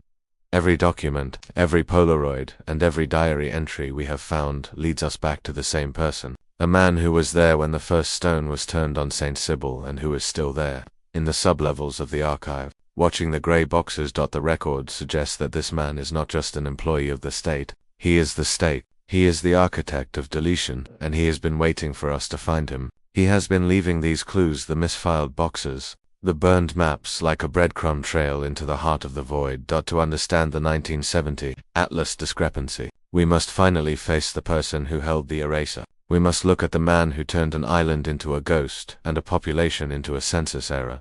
The investigation into box 882 is complete, but the most terrifying part of the archive is not the evidence, it is the evidence. In the very back of the personnel file for the USGS 1972 survey, there is a photograph of the lead researcher. The man in the photo is not Dr. Aris Thorne, it is someone else. Someone who hasn't aged a single day since the first map was drawn. Someone who is currently standing just outside the door of this server room, listening to the hum of the racks. To understand how a whole world can be erased, we must look at the person who decided that you weren't allowed to see it. The investigation leads us now to the final, most personal layer of the archive, the architect of deletion, who is the real Aris Thorne. The file is waiting. The light is fading. Do not close the drawer. In the vast, silent machinery of the state, most individuals are merely cogs, rotating within a defined system. But in the classified annals of the United States Geological Survey, there exists a name that functions more like a ghost in the code. This is the file on Dr. Aris Thorne. While the hidden truth of St. Sybil was being erased and the coordinates were being encrypted into oblivion, one signature appeared on every single disposal order. every relocation manifest, and every redacted map. He was the geobiologist who discovered the soil, yet he was also the administrator who ordered its deletion. The anomaly of Aris Thorne is not just in his actions, but in his very existence. Archival researchers have uncovered a modern paradox. Birth records for a man by this name exist in 1892, 1922, and 1952, all with the same biometric markers and the same distinctive, flowing signature. The government didn't just have a lead scientist, they had an architect of history who seemed to stand outside of time itself. Every piece of evidence we have examined, from the Polaroids to the census logs, leads back to a man who held the eraser with a surgical, cold precision. He is the person who decided that you were not allowed to remember. The file was stamped never open, yet we begin tonight. The only sound is the quiet, rhythmic hum of the server room, a low-frequency vibration that seems to vibrate against the back of your skull. The air is cold, exactly 62 degrees, and tastes of sterile dust and metallic ozone. The file for Aris Thorne sits on the steel table, its cardboard cover cold to the touch, and the ink has faded with secrets that were never meant to see the light of day. In the dim green light of the vault, the black and white personnel photo of Thorne seems to watch you, his eyes dark and reflective, as if they are capturing your image into the archive as you read. To understand the architect, we must first look at his origins, or rather, the lack thereof. In a restricted wing of the National Personnel Records Center in St. Louis, we found the first discrepancy. There is a birth certificate for an Aris Thorne born in a small coastal town in Maine in 1892. This Thorne would have been 80 years old during the 1972 survey. However, the medical records from the St. Sibyl expedition describe a man in his early 30s, with the physical stamina of a marathon runner and the cognitive speed of a mainframe. The analytical mind must ask, was this a son following in his father's footsteps, or was it something much darker? When we compared the 1892 birth certificate with the 1952 Social Security application, the fingerprints were an identical match. Not a familial resemblance, but a biological carbon copy. There is a quiet dread in realizing that Thorne was not a man who aged, but a man who was reset. For the Tier 1 researcher, this is the smoking gun of the Sibyl anomaly. Thorne was the first human subject to successfully integrate with the slow soil. He didn't just study the temporal drag, he became its primary vessel. He was the biological anchor for the entire operation. A man whose internal clock had been decoupled from the rotation of the Earth. We tracked Thorne's shadow back to a forgotten expedition in 1948, long before the 1970 atlas was printed. Thorne was already active in the North Pacific. We found a series of geological reconnaissance logs from a post-war Navy vessel. Thorne was listed as the special consultant on mineral resonance. The 1948 logs are written in Thorne's hand, and they describe the first contact with the island. He didn't find a mountain, he found a frequency. He wrote about a patch of sea where the radio signals didn't just stop, they turned into music. He described a state of intellectual nirvana that occurred when he stood at the center of the coordinate. This is the intellectual curiosity that drove the deletion. Thorne realized that the island offered a form of immortality, but an immortality that required the total abandonment of the human narrative. He saw that for the anomaly to survive, the rest of the world had to be kept in the dark. He wasn't a villain, he was a gatekeeper. He decided that the human race was not ready for the slow soil, and so he began the 30-year process of erasing the trail he himself had discovered. By 1960, Thorne had moved from the field into the bureaucracy. He became the Director of Geographic Integrity at the USGS, a position that exists only in the classified payroll records. His job was simple. He was the filter through which all data from the North Pacific had to pass. In the archive, we find thousands of maps with Thorne's signature in the bottom right corner. But if you look at these signatures under a high-powered magnification, you see a strange pattern. The ink isn't just sitting on top of the paper. It has bonded with the fibers in a way that suggests a chemical reaction. The signature is a living part of the document. That the reflection here is on the permanence of his control. Every time Thorne signed a destruction order, he wasn't just authorizing a fire. He was magically binding the information. He had developed a way to make the records themselves forget. This is why so few fragments of St. Sibyl remain. It wasn't just the fire, it was the architect's intent. During the peak of the 1972 survey, Thorne played a double role that defies logistical logic. On the island, he was the lead researcher, Dr. Aris Thorne, conducting the soil samples and documenting the residents' transition. In Washington, D.C., he was the administrator signing the redaction protocols that would later hide Those very same samples. Flight records from the period show that Thorne was making trans-Pacific flights 3 times a week. But when we analyzed the flight durations, we found another anomaly. He would depart from Dutch Harbor at 8 a.m. and arrive in DC at 8 a.m. the same day. He was using the island's temporal drag to bypass the passage of time entirely, for the American audience.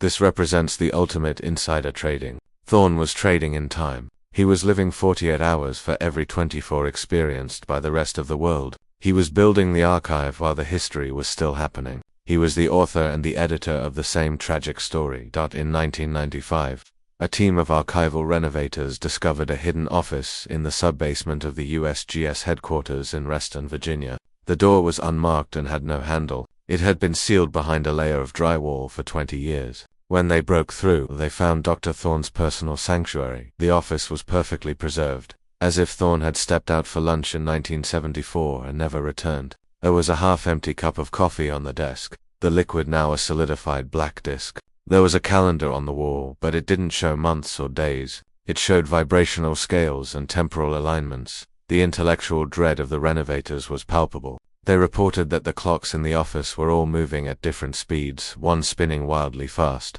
another barely moving at all. On the desk lay a single unmailed letter addressed to the successor. It contained no words, only a set of coordinates that matched the center of St. Sibyl. Thorne hadn't disappeared. He had merely relocated his consciousness into the records. We return to the Polaroids from box 882. Now that we know who Thorne was, we can see him in the background of the images. He is never the subject, but he is always there. He is the man in the gray suit standing at the edge of the pier. He is the blur in the window of the schoolhouse. In every photo, Thorne's face is slightly out of focus. This was not a photographic error. It was a physical necessity, because his biology was vibrating at the island's frequency.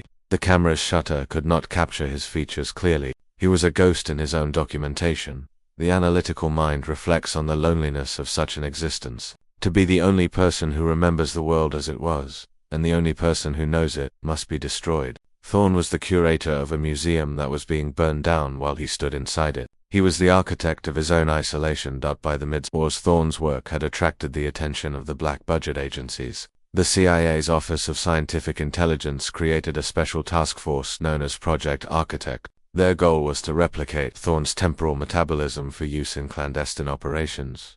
We found a series of interrogation transcripts from 1976. Thorne was not the interrogator, he was the subject. But the transcripts show that the CIA agents were the ones who were terrified. Thorne didn't answer their questions in a linear way. He answered questions they hadn't asked yet. He spoke about the future as if it were a memory. The project was eventually shuttered because the agents began to suffer from the same cellular desynchronization as the residents of Sibyl Harbor. They began to lose their sense of now.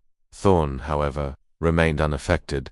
He was the only one who could handle the weight of the anomaly. The CIA didn't fire him. They simply gave him a new identity and let him go back to work in the sublevels. There is a theory among the Archive Chill Collective that Dr. Thorne is not one man, but a temporal loop manifested in human form. If the slow soil can slow aging, perhaps Thorne found a way to stop it entirely. We examined his medical records from a 1982 physical. The doctor noted that Thorne's blood was viscous and dark, with a high concentration of silica. His body was effectively becoming a mineral. He was no longer a carbon-based life form. He was a silicon-based geological entity. This would explain why he doesn't age. You cannot kill a mountain. You cannot erase a frequency. Thorne had successfully transitioned from being a human to being an archive. He didn't just store the secrets. He was the secret. The government keeps him in the sublevels because they need him to maintain the mute horizon to keep the past from leaking into the present. Why did Thorne choose deletion over revelation? This is the central moral question of the Sibyl anomaly. In a series of private notes found in a safe deposit box in 2012, Thorne explains his philosophy. He believed that history is a burden that the human mind is not built to carry. He argued that if the world knew about St. Sibyl, they would descend into a madness of temporal greed. Everyone would want to live forever in the slow soil. The economy would collapse, families would shatter, and the very concept of a future would lose its meaning. Thorne saw himself as a surgeon, cutting away a cancerous growth of truth to save the patient of reality. The quiet dread here is that he might be right. The architect of deletion is the only thing standing between us and a world where time has no value. He is the guardian of the clock. Every file he erases is a gift of normality. to a world that doesn't know how lucky it is to be mortal. Last known document signed by Dr. Aris Thorne is dated October 14, 2021, is a directive for total archival seclusion. In it, he orders that all physical evidence of his own existence be moved to a Category 5 storage site, the highest level of classification. The directive includes a list of every person who has ever looked for him, including several members of the archive chill team. We are on his list. He knows that we are looking. He has always known. The directive ends with a final, chilling sentence. The archive is now complete. The circle is closed. The analytical mind reflects on the finality of that statement. Thorne has spent 80 years erasing a world, and now he is erasing himself. He is the final piece of the puzzle, the last witness to the island of St. Sybil. Once he is gone, the island is truly dead. There will be no one left to remember the sound of the heartbeat in the soil. As of 2022, there are no more records of Dr. Aris Thorne. His personnel file is empty. His office in the sublevel has been emptied and sanitized. It is as if he never existed at all, but in the archival world, a disappearance is never just a disappearance. It is a relocation. We believe that Thorne has finally returned to the coordinate. Having completed his work of erasing the trail, he has gone back into the slow soil to wait out the rest of human history. He is sitting in a house in Sybil Harbor that doesn't exist on any map. He is watching a sun that hasn't moved in 50 years. He is the ghost in the machine of the world, the architect who built a cage for the truth and then walked inside it. He is the ultimate archival anomaly, a man who became his own secret. For the listener, the story of Aris Thorne is a reminder that our history is not an objective fact. It is a curated collection of approved memories. We believe we know the past because we can read it in books, but those books were edited by men like Thorne. Every time you feel a sense of déjà vu, or every time you find a gap in your own memory, you are feeling the work of the architect. He is still out there, in the sublevels of our consciousness, deciding what is geographically integrated and what is redundant. The reflection is a quiet, cold one. We are all living in a world designed by Dr. Thorne. We are all breathing the air of a timeline he has sanitized. We are all beneficiaries of his deletion. And in the dark of the night, as we listen to the hum of the world, we have to wonder, what else did he decide we weren't ready to know? The investigation into Dr. Aris Thorne is complete, but the archive is never truly closed. The architect may be gone, but the machinery he built is still running. The mute horizon is still in effect. The census is still being edited. We have seen the man behind the cover-up, and we have realized that he is not our enemy. He is our mirror. He is the part of us that wants to forget the things that are too heavy to carry. He is the silence that follows a trauma. He is the architect of our peace. But peace built on a lie is a fragile thing. And as the soil continues to vibrate beneath the Midwestern safe zones, the lie is beginning to crack. The architect is no longer here to mend it. The eraser is worn down to the nub. And the truth is starting to leak out through the gaps in the maps. We have explored the man, the maps, and the soil. But Thorne's final report mentioned something we haven't discussed. He wrote about a specific resident of Sybil Harbor who didn't follow the relocation protocols. A man who refused to move to the Midwest. Thorne called him Subject Zero. He was the first person to arrive on the island and the only one who truly understood what the soil was doing to the human soul. While Thorne was the architect, Subject Zero was the blueprint. He didn't just age slowly. He lived an entire century in a single day. The records suggest that Subject Zero is still on the island. He is the reason the radar still shows a blip in the empty sea. He is the heartbeat and the static. And he is the only one who can tell us what really happened on the night the island was erased. To understand the final truth of St. Sybil, we must look at the man who stayed behind. The investigation leads us now to the most intense, most informative part of the archive. Subject Zero. The man who lived 100 years in a day. The file is waiting. The light is fading. Do not close the drawer. In the deepest sublevels of the National Archives, there is a file that challenges the very definition of a human life. It is not a record of a hero or a villain, but an encrypted account of a biological anomaly that the government spent 50 years trying to bury. This is the classified history of Subject Zero. While the world moved forward in a linear progression of seconds and minutes, one man, a resident of the erased town of Sybil Harbor, entered a state of existence where time was no longer a constant, but a crushing weight. The hidden truth is that biology can be hacked by the Earth itself. Subject Zero was the first to fully integrate with the silicon-based fungus of St. Sybil, and the results were a psychological thriller that no Department of Defense could contain. He didn't just age differently. He lived an entire century of subjective experience in a single 24-hour period. His mind was processing data at a speed that rendered the human world static. While his body remained frozen in the slow soil, he was a man who saw the rise and fall of civilizations in the time it takes for a candle to burn down. The government labeled him a temporal threat, and they worked with surgical precision to ensure his story was scrubbed from every database. The file was stamped "Never open," yet we begin tonight. The only sound is the quiet, rhythmic hum of the server room, a low-frequency vibration that settles in the center of the chest like a cold stone. The air is sterile and thin, kept at a constant temperature to prevent the decay of the fragile encrypted tapes. The file for Subject 0 sits on the steel table, its cardboard cover cold to the touch, smelling faintly of old chemicals and dry ozone. In the dim green light of the vault, the black ink of the report seems to shimmer, as if the words themselves are vibrating at a frequency that the human eye can barely perceive. Here, in the stillness, you can almost feel the weight of 100 years pressing against the walls of the archive. To understand the tragedy of Subject 0, we must look at the man he was before the anomaly claimed him. His name was Aris Thorne, a quiet, unassuming schoolteacher who moved to Sybille Harbor in 1968. He was a man of books and steady habits, a person who appreciated the slow, predictable rhythm of island life. In the archival records, Thorne is described as an ideal candidate for the 1972 survey because of his meticulous record-keeping. He was the one who kept the town's local chronicles, but his entries changed in the spring of 1972. Began to write about a density in the air, a feeling that every second was becoming harder to push through.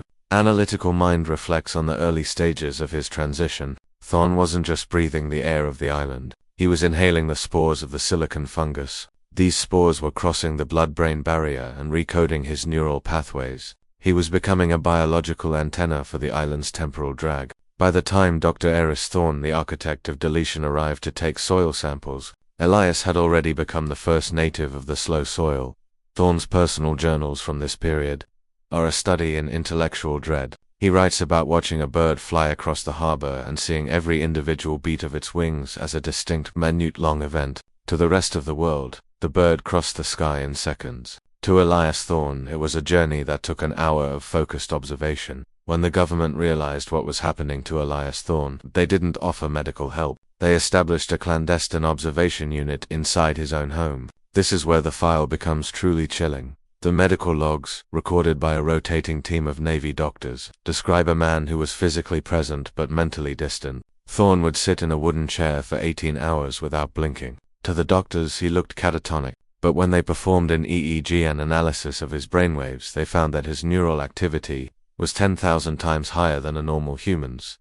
He wasn't catatonic, he was He was processing his environment with such speed that the doctor's movements looked like the shifting of tectonic plates. For the Tier 1 audience, the intellectual paradox is clear. Thorne was living in a world of infinite detail, while the doctors were living in a world of blurred motion. The reflection on these logs reveals a profound isolation. Thorne would try to speak, but to the doctors, his voice was a low-frequency rumble that lasted for hours. To Thorne, he was shouting a warning. To the doctors, it was just the sound of the house settling. They were two different species living in the same room, separated by the speed of their own blood. Dr. Aris Thorne, the lead researcher, developed a theory to explain Elias Thorne's condition. He called it internal temporal displacement. He argued that the silicon fungus had replaced the carbon-based chemical receptors in Elias's brain with a crystalline structure. This meant that Elias's thoughts were no longer governed by the speed of neurotransmitters, but by the speed of light passing through quartz.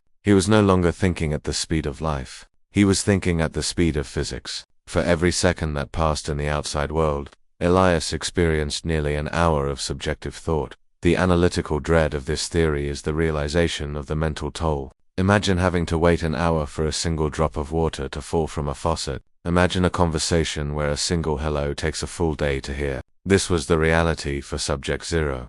He was trapped in a prison of his own accelerated perception, a man for whom a single day in Sybille Harbor was a century of solitude. Thorne's notes suggest that the government was fascinated by the potential. If they could replicate this in a soldier, that soldier could react to a bullet as if it were a slow-moving bird. They could solve complex mathematical problems in the blink of an eye. But Subject 0 showed them the price. The total fragmentation of the human ego. You cannot live 100 years in a day and remain human. Thus the summer of 1972 progressed. Aris Thorne's mind began to shed its human identity. In the archive, we find the final interview transcripts recorded through a specialized high-speed tape recorder that could catch the nuances of his slowed-down speech. In these transcripts, Aris no longer refers to himself as a man, he speaks as if he is the island itself. He describes the growth of the rocks and the movement of the tides as if they are parts of his own body. He was no longer observing the anomaly, he had become its conscious mind.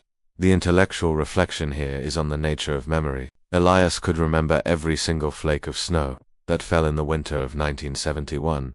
He could remember the exact position of every grain of sand on the beach. His memory had become an archive total perfect and terrifying, but he could no longer remember the face of his wife. The fast world, the world of human emotion and relationships, had become too blurry for him to hold on to. The government realized that Subject Zero was no longer an asset, he was a biological leak. He was a witness who could see through their cut ropes because he could see the editing of the world in real. He could see the men in gray suits moving the maps and burning the books. But to him they were moving so slowly he could count the threads in their jackets. He was the one person who knew the truth of Mute Horizon before it even happened. We come now to the core of the Subject Zero file, the 24-hour cycle. On July 14, 1973, the research team decided to conduct a 4-day intensive observation of Aris Thorne. They wanted to see the limits of his temporal acceleration.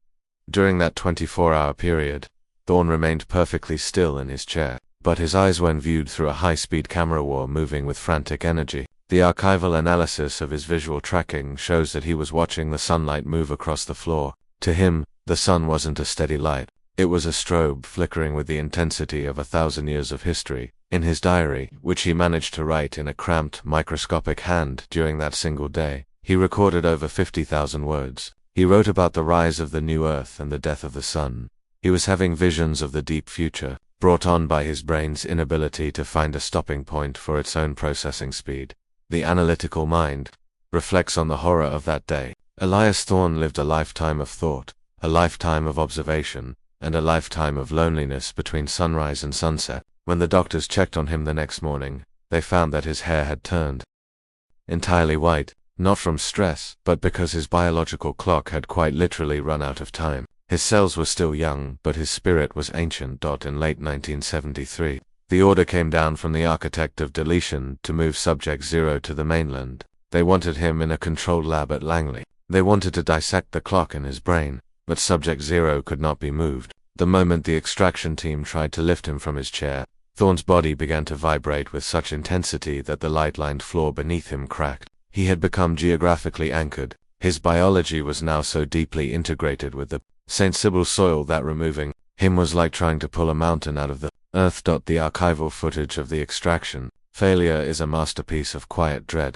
It shows 3 men in hazmat suits struggling to lift a single, thin man, only to have their own equipment fail as they entered his temporal radius.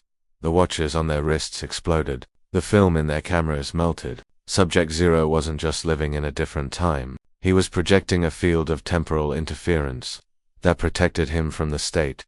The government realized they couldn't take him, so they decided to bury him. They built a concrete shell around his house. They turned his home into a tomb, and then they erased the town around it. Subject Zero became the heart of the void, the reason the maps had to be redrawn. He was a piece of truth that couldn't be moved, so the world had to be moved away from him.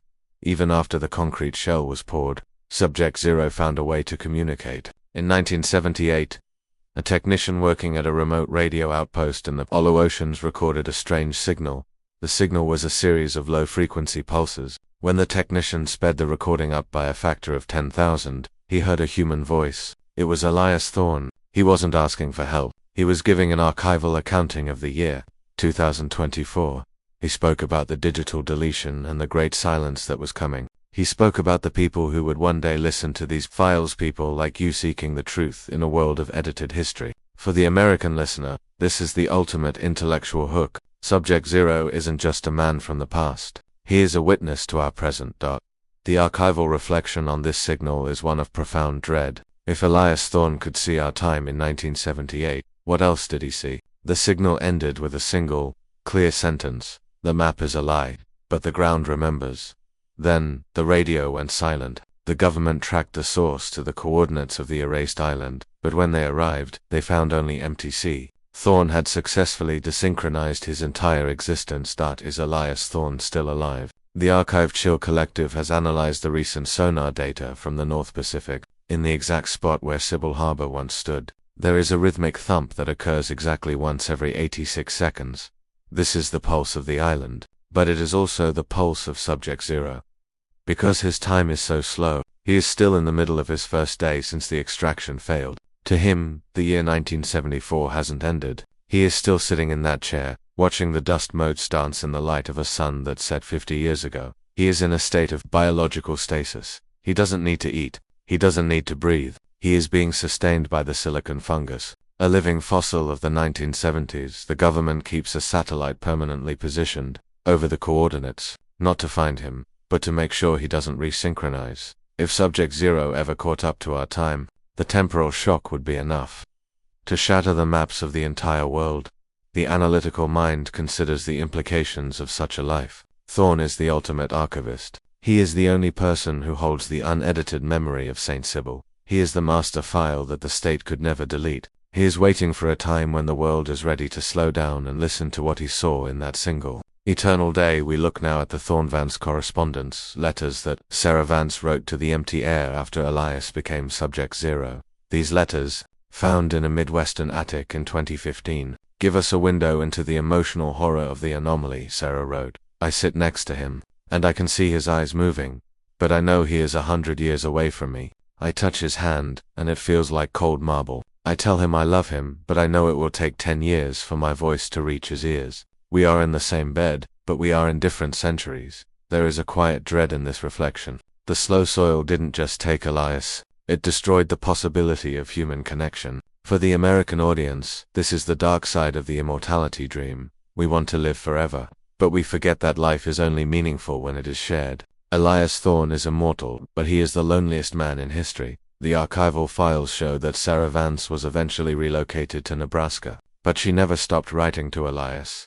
She would leave her letters in a lead-lined box in her garden, hoping the vibration of the earth would carry them back to the island. We found that box. It was full of letters, each one a desperate attempt to bridge the temporal gap. The soil had claimed them both, one with its frequency, the other with its silence. What does the story of Subject Zero teach us about our own time? As we live in an age of hyperspeed and instant information, Aris Thorne is a reminder that there is a different way to experience reality.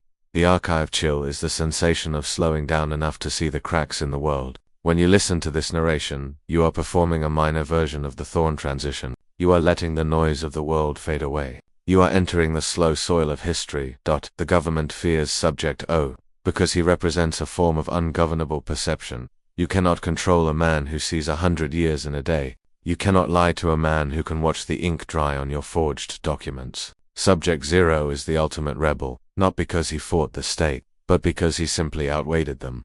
The analytical mind reflects on the modern safe zones in the Midwest. We believe these bunkers are still using the data recovered from Thorne's brain. They are trying to find a way to harvest the temporal speed without the metabolic price.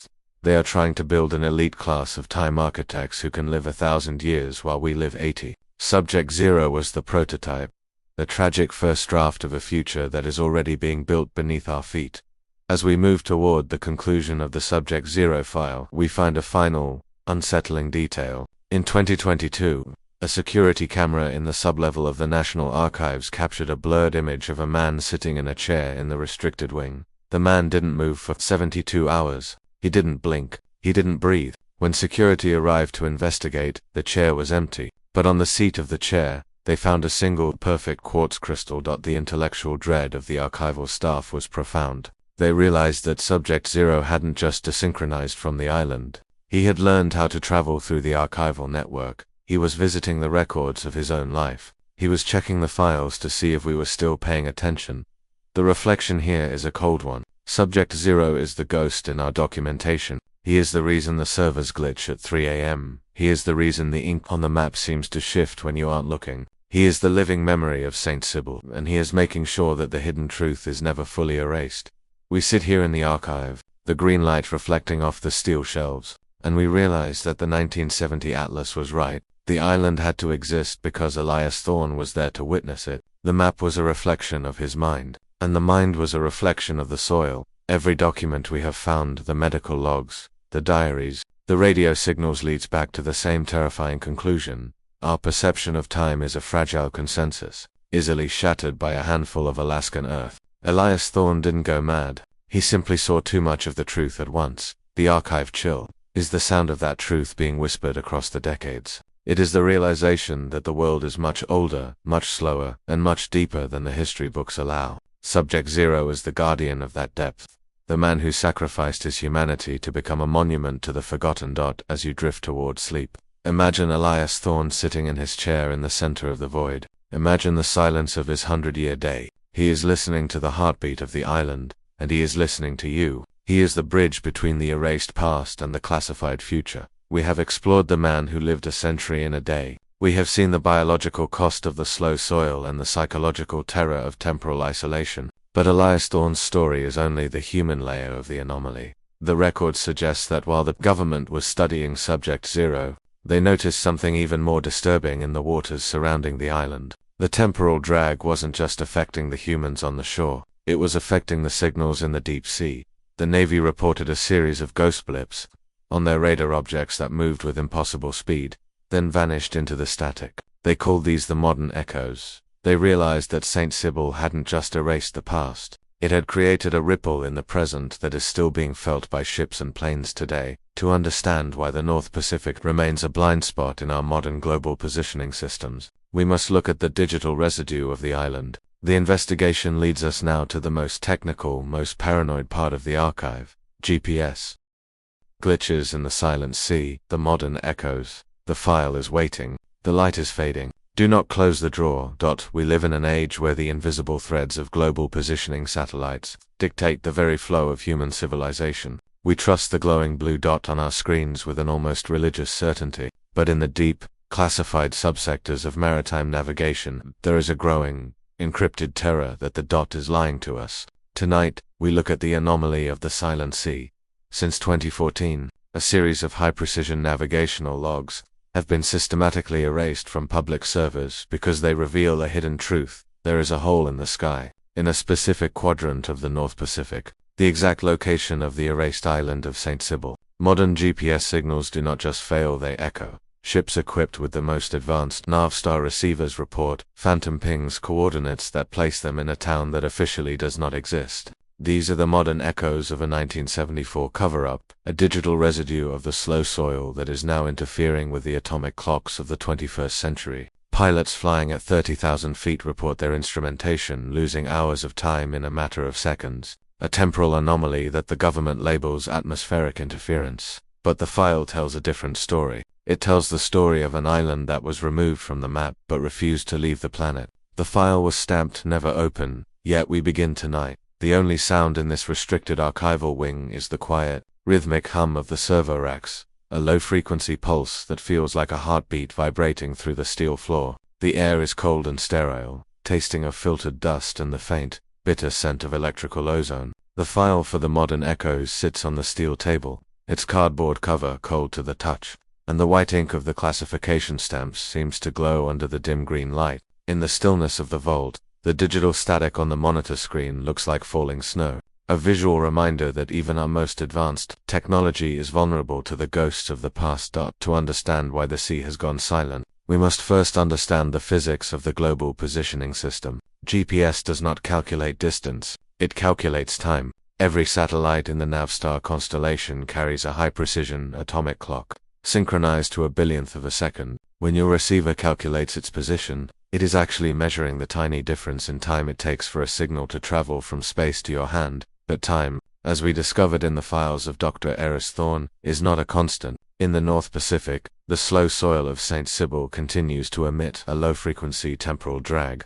For the intellectual observer, the implication is devastating. If the ground itself is slowing the passage of time, the atomic clocks in orbit become desynchronized the moment their signals touch the water of the silent sea. The archival records for Project Signal Dusk detail a 2016 experiment by the Office of Naval Research. They sent a specialized buoy into the coordinates of the erased island. Within minutes, the buoy's internal clock had diverged from the satellite master clock by nearly 4 milliseconds.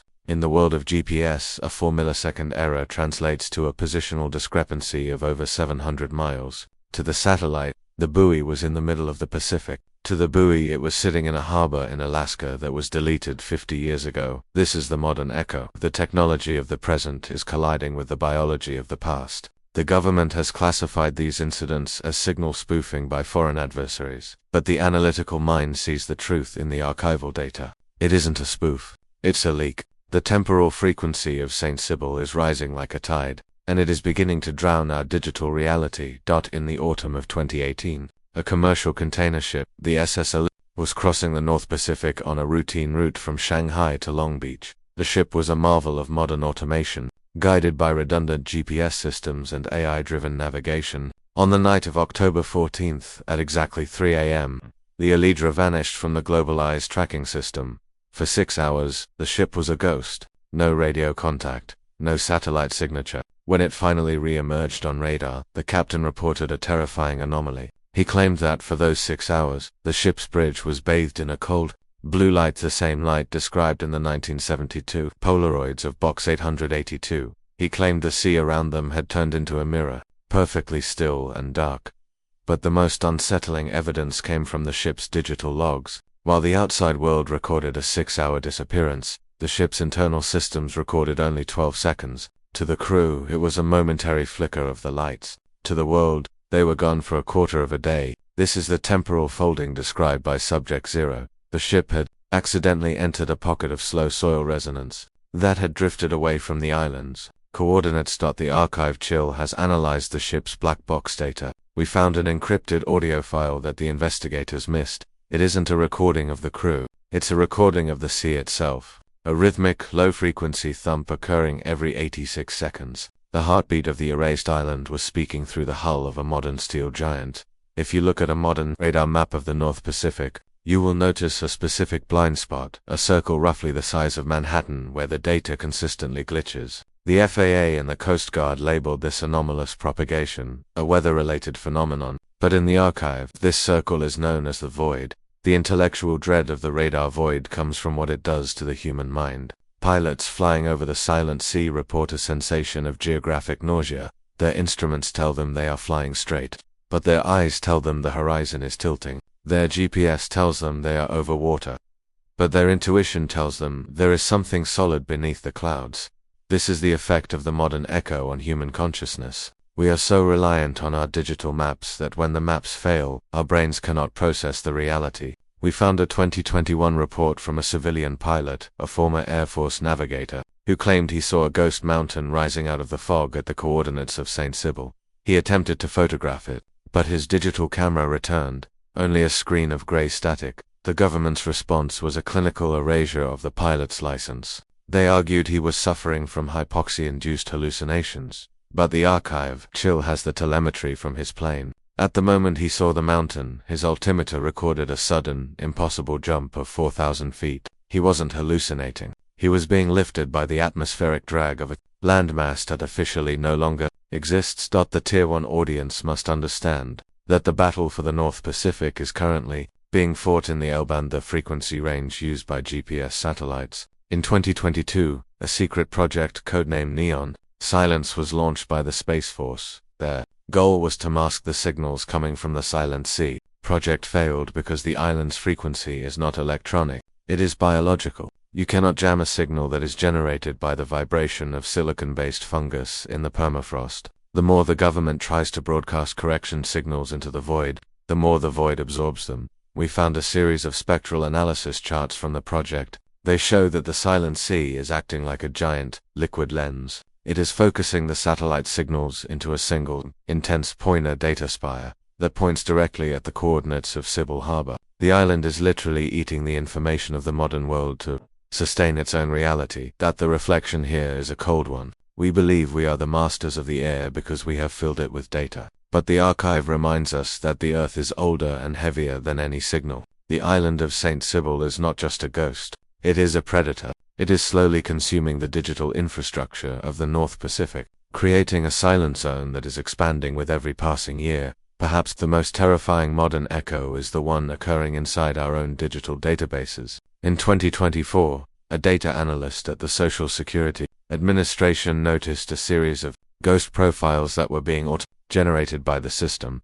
These profiles were for individuals with names that matched the 1972 census of Sybil Harbor. The birth dates were correct, but the addresses were null.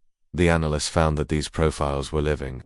In the system, they were accruing interest in bank accounts that didn't exist, and they were being flagged for jury duty in towns that had been erased 50 years ago. This is the digital manifestation of the ghost souls. The government moved the people to the Midwest, but their data echoes stayed on the island. Now, as our world becomes entirely digital, those echoes are finding their way back into the network. They are the corrupted files that prevent your family tree software from finishing. They are the unknown residents on your credit report.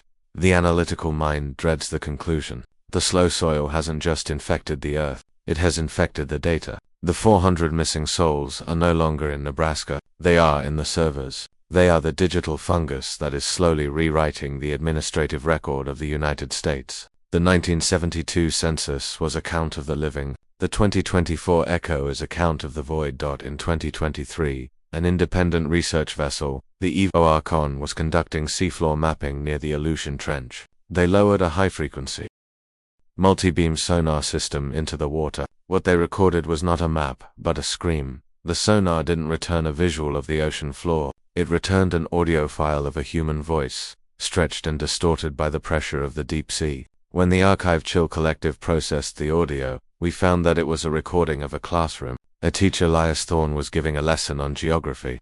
The recording was perfectly clear. He was telling his students, the map is only a suggestion. The sea is only a veil. If you look long enough at the water, you will see the ground rising to meet you. This was a recording from 1972, trapped in the thermal layers of the ocean for 50 years, now being replayed by the sonar of a modern ship. The reflection here is a somber one. The modern echoes are not just glitches, they are memories. The island of St. Sybil is a temporal tape recorder, and every sound, every sight, and every life that was lived there is still being broadcast into the silent sea. We aren't experiencing technical failure, we are experiencing a haunting of the L-band. Why does the government allow these echoes to continue? The answer lies in a classified directive known as the Black Box Protocol. In the archival files, we found that the Department of Defense is using the Silent Sea as a testing ground for information erasure. They realized that the slow soil is the ultimate shredder. If you want a secret to truly disappear, you don't burn the paper. You drop it into the coordinates of St. Sybil. The temporal drag will unwrite the document, making it so it never existed in any timeline.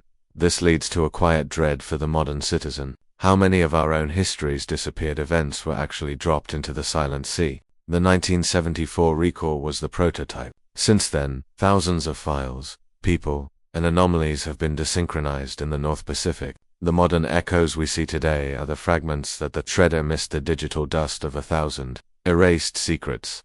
The Archive Chill Collective has mapped the drop points against the GPS glitches. We found that every time a major government scandal disappears from the news, there is a corresponding surge in radar ghosting in the North Pacific. The sea isn't silent because it's empty. It's silent because it is full of things we aren't allowed to know.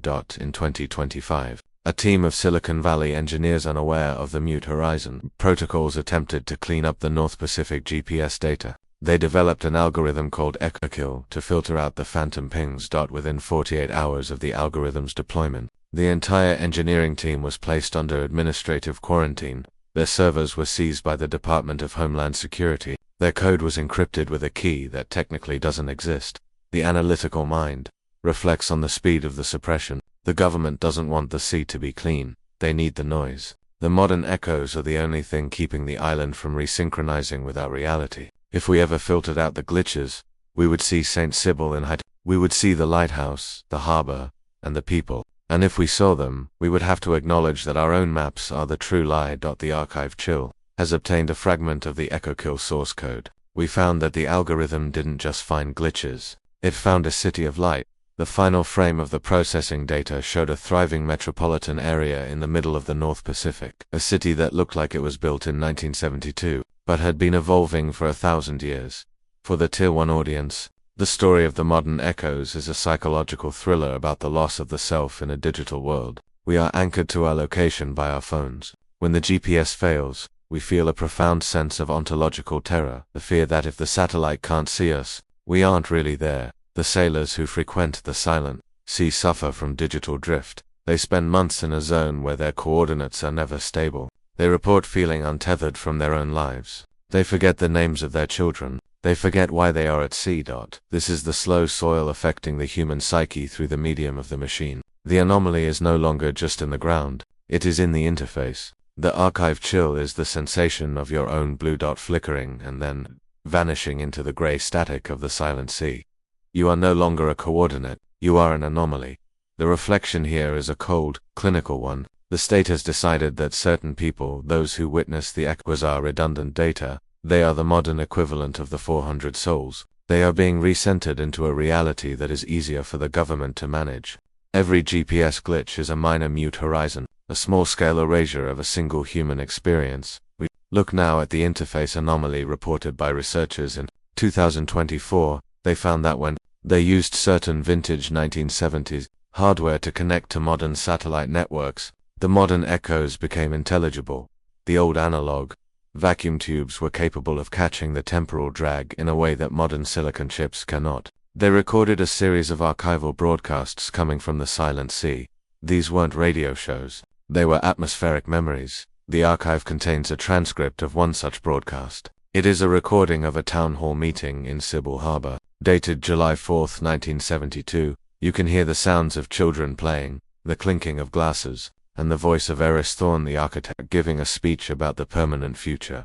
The intellectual dread comes from the realization that the broadcast is live. The people of 1972 are still there, celebrating their 4th of July, unaware that they have been erased for 50 years. They are trapped in a digital loop, a modern echo that we can only hear if we use the right, broken equipment. As the night grows small and the room grows colder, we perform a final accounting of the modern echoes. How many ships have been lost? The files say 0, but the archive chill has a list of 80 ghost vessels, ships that returned to port, with crew members who no longer recognized their own wives. The modern echoes are the cracks in the foundation of our century. They are the proof that the mute horizon was a failure. You can erase the map, you can burn the books, and you can relocate the people, but you cannot erase the vibration of the earth. The island of St. Sybil is still there, beneath the L-band static, beneath the radar void, and beneath the seafloor scream. It is waiting for the technology of the world to catch up to its frequency, and when that day comes, the modern echoes will stop being glitches. They will become the only reality we have left. The reflection is a quiet, cold one. We are all living in the shadow of the silent sea. We are all guided by satellites that are struggling to ignore the heartbeat of the erased island. Every time your GPS recalculates, you are feeling the drag of St. Sybil. Every time your screen flickers, you are seeing a Polaroid from box 882. We sit here in the archive, the green light reflecting off the steel shelves, and we realize that the 1970 atlas was just the first layer. The modern echoes are the final layer. They are the truth that refused to be erased. Every document we have found, the sonar screams, the ship logs, the spectral charts, leads back to the same terrifying conclusion. Our modern world is built on a geographic lie, and the lie is beginning to unravel. The state is no longer in control of the silence. The archive chill is the sound of that unraveling. It is the realization that the past is not behind us. It is beneath us, vibrating at a frequency that our machines can no longer ignore. The investigation into the modern echoes is complete, but the mystery of the island has one final, devastating chapter. As you drift toward sleep, imagine the North Pacific. Imagine the dark water and the silent sky. Somewhere in that void, a mountain is rising. Somewhere in that void, a lighthouse is turning. And somewhere in that void, a man named Aris Thorne is looking at a satellite and smiling. We have explored the digital residue of the island. We have seen the GPS glitches and heard the sonar screams of a deleted history. But the modern echoes are only the symptoms. To understand the true power of the state, we must look at the cure. The record suggests that while the government was masking the North Pacific, they were doing something even more radical in our own backyards. They weren't just erasing islands in the sea. They were replacing the history of the mainland itself. They were using the slow soil technology to remap the memory of entire American cities. They call it geographic gaslighting. It is the process by which you can walk down a street you've known your whole life and find a building that officially has stood there for 100 years, but which you remember as an empty lot only yesterday. To understand how the state can overwrite your own eyes, we must look at the final, most intellectual layer of the archive, The investigation leads us now to the most paranoid part of the journey, geographic gaslighting. How they replaced our history, that the file is waiting. The light is fading. Do not close the drawer. Have you ever walked down a familiar street and felt a sudden, sharp prick of disorientation, a realization that a building you remember vividly is no longer there, replaced by a structure that looks decades old? We are taught to trust our eyes, to believe that geography is the ultimate, unchangeable fact of our existence. But, in the classified sublevels of the Department of the Interior, there is an encrypted ledger that reveals a much darker hidden truth. This is the file on geographic gaslighting. While the world focused on the erased island of St. Cyboire, the government was testing the same technology in our own backyards. This was not an anomaly of memory. It was a clinical, state-sponsored replacement of our physical history. Through the use of slow soil resonance, the state has developed a method to overwrite the physical architecture of our cities. They aren't just tearing down buildings, they are using temporal drag to ensure that you remember the new building as if it has always been there. It is a systematic erosion of the human timeline, a way to hide erased facilities and classified experiments in plain sight by simply changing the map of your mind. You are living in a curated landscape, a world where the past is edited in real time to serve the needs of the present. Every Mandela effect, every phantom landmark, is a scar from a geographic surgery you weren't supposed to survive. The file was stamped never open. Yet we begin tonight. The only sound in this restricted archive is the quiet, rhythmic hum of the server racks, a low-frequency pulse that feels like a heavy weight pressing against the center of your chest. The air is cold and thin, tasting of sterile dust, and the faint, bitter tang of electrical ozone. The file for geographic gaslighting sits on the steel table, its cardboard cover cold to the touch, and the white ink of the classification stamps seems to shimmer under the dim green light of the vault. In the stillness, you can feel the pressure of the secrets within, a quiet dread that suggests the very walls surrounding us may not have existed an hour ago. To understand geographic gaslighting, the Tier 1 researcher must first understand the concept of ontological stability.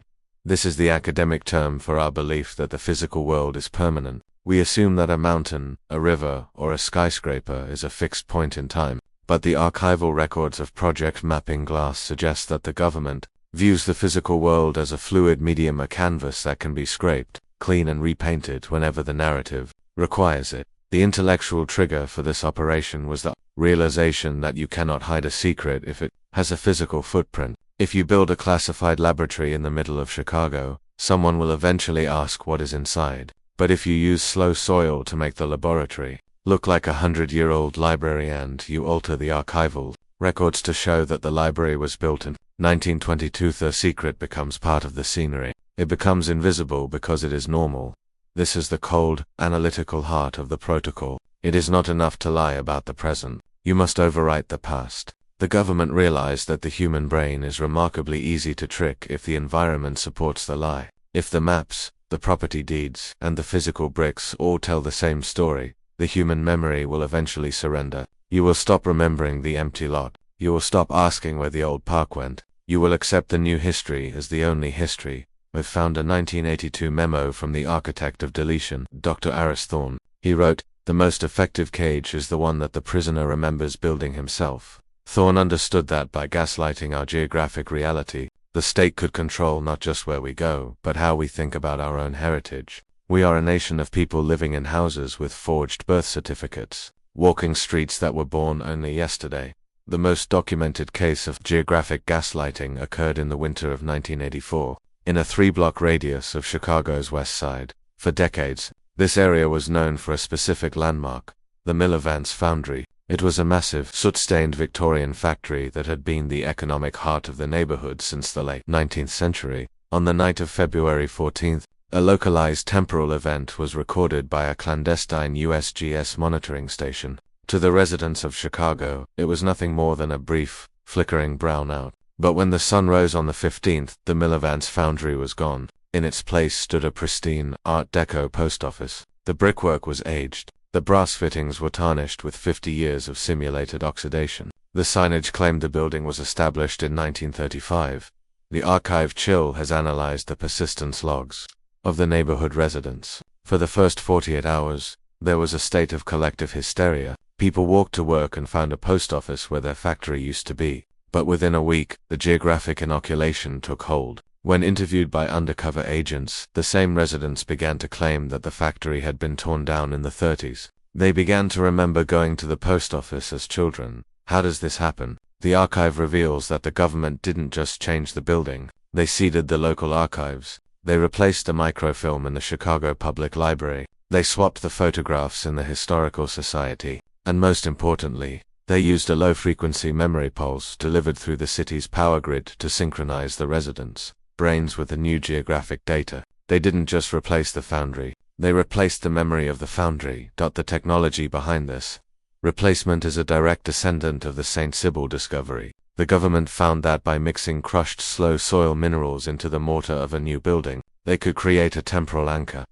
This anchor allows the building to age at an accelerated rate, relative to the surrounding environment, while projecting a frequency that discourages curiosity. The analytical dread of the slow soil overlay is that it is self-sustaining. Once a building is anchored into the timeline, it begins to draw historical significance to itself. It creates its own past. Archival researchers call this synthetic heritage. You see a statue in a park and assume it commemorates a real hero from the Civil War, but in the classified files, that hero never existed. The statue was manufactured in a factory in 1995 and inserted into the park with a century's worth of artificial weathering. This is the ultimate form of intellectual control. By controlling the physical proof of history, the state can dictate what we value. They can create heroes to inspire us and erase villains to keep us compliant. They can make a city feel ancient to trigger a sense of stability, or they can make it feel new to trigger a sense of progress. We are the subjects of a massive urban experiment in psychological engineering. Consider the ghost skyscrapers of New York, city buildings that appear in the background of old photographs but aren't there today, or buildings that are there today but don't appear in the archival footage of the 1950s. We dismiss these as continuity errors or photographic glitches, but the archive chill knows the hidden truth. These are the artifacts of a shifting geography. The city is a living, breathing document that is being edited while we sleep. For the Tier 1 audience, the most terrifying aspect of geographic gaslighting is the effect it has on the human psyche. When our environment is constantly shifting, our sense of self begins to erode. We are defined by our surroundings, by the homes we grew up in, the schools we attended, the landmarks of our youth. If those places can be erased or replaced, who are we? The archival medical records of Subject 44 Beta, a man who lived in a replacement zone, describe a state of ontological vertigo. He could see the new building, he could read the date on the plaque, but his body felt a profound sense of wrongness. He reported a phantom limb sensation for a park that had been replaced by a parking garage. His brain said the garage had been there since 1955, but his heart felt the grass under his feet. This is the quiet dread of the modern era. We all feel it occasionally, that sense of déjà vu that is slightly too intense, or that feeling that a street corner looks different than it did yesterday. The government calls this residual memory noise. They try to dampen it with the same frequencies they use for the geographic gas, but for some, the truth leaks through. The reflection here is on the fragility of truth. If the physical world is a lie, what is left? The archive suggests that the only way to resist the gaslighting is to maintain analog records, physical objects that are not anchored to the state's slow soil network. A hand-drawn map, a physical photograph, a diary written in ink that hasn't been synced with the grid. These are the only weapons we have against the erasure of our own lives. Why does the state do this? The analytical mind must look at the long-term goals of Dr. Aris Thorne. In the final sub-levels of the archive, we found a document titled the Integrated Reality Initiative. It describes a future where the physical world is entirely dynamic. In this future, the government can change the geography of an entire city in a single day to respond to a crisis. They can create instant bunkers or ghost districts to hide military movements. They can rewrite the history of a problematic region by replacing its cultural landmarks with ones that support the state. It is the ultimate dream of the authoritarian. The ability to edit the physical world with the same ease that one edits a digital file. This is why the Mute Horizon was so important. They had to test the technology on a remote island like St. Sybil before they could bring it to the mainland. They had to prove that they could erase a town of 400 people before they could attempt to erase a neighborhood of 40,000. The island was the laboratory. The American city is the final product. As you listen to this, look around your own room. Look at the walls, the windows, the view of the street outside. Can you be certain that the historical marker down the street isn't a replacement anchor? The archive suggests that for most of us, the answer is no. We are living in a dream that has been built for us, a dream made of slow soil and forged memories. In the Washington, D.C. metropolitan area, the density of geographic gaslighting is higher than anywhere else on Earth. This area, known to insiders as the Foundry, is a patchwork of shifting realities. We have uncovered reports of ghost buildings, entire government agencies that appear on the internal payroll but have no physical address, or rather, they have multiple physical addresses that shift depending on who is looking. A janitor might walk into a building he sees as a standard office block. A senator might walk into the same building and see a high-tech command center. A tourist might look at the same lot and see a historic monument. The building uses phase-shifting technology, derived from the Sybil anomaly, to present a different face to different observers. This is the ultimate geographic gaslight. The state can exist in the same space as the public, but in a different reality. They can walk among us, hidden behind a visual filter that we are programmed to accept as a park or a museum. The archive chill has analyzed the power consumption of these ghost lots. They pull 10 times more electricity than a standard building of their size. Energy used to maintain the temporal anchor that keeps the illusion stable. When you walk through DC and feel that archival chill, that sense that the buildings are watching you, it isn't your imagination. The architecture is watching you. It is projecting a frequency designed to keep your perception integrated. It is making sure that you don't see the seams in the map. It is making sure that you remain a citizen of the edited world. In recent years, the internet has become obsessed with the Mandela effect, the phenomenon where large groups of people remember a detail of history differently than the official record. The Tier 1 audience often dismisses this as mass hysteria or faulty memory, but the archive reveals that the Mandela effect is actually a diagnostic tool used by the state.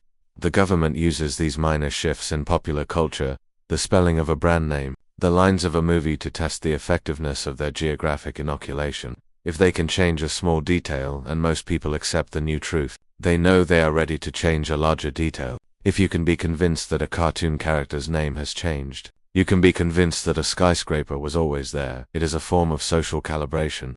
Every time a Mandela effect goes viral, the government monitors the resistance rate. They look for the people who refuse to accept the change, the people who still hold the old memory. These people are flagged as anomalous observers. They are the ones whose biology is resistant to the frequencies of the slow soil. There is a quiet dread in realizing that our internet arguments are actually field tests for the erasure of our reality. We are the lab rats, and the Mandela effect is the maze. Every time we argue about the past, we are providing the state with the data they need to make the next correction even more seamless. The goal is a 100% acceptance rate, a world where no one remembers the Foundry, no one remembers the island, and no one remembers themselves.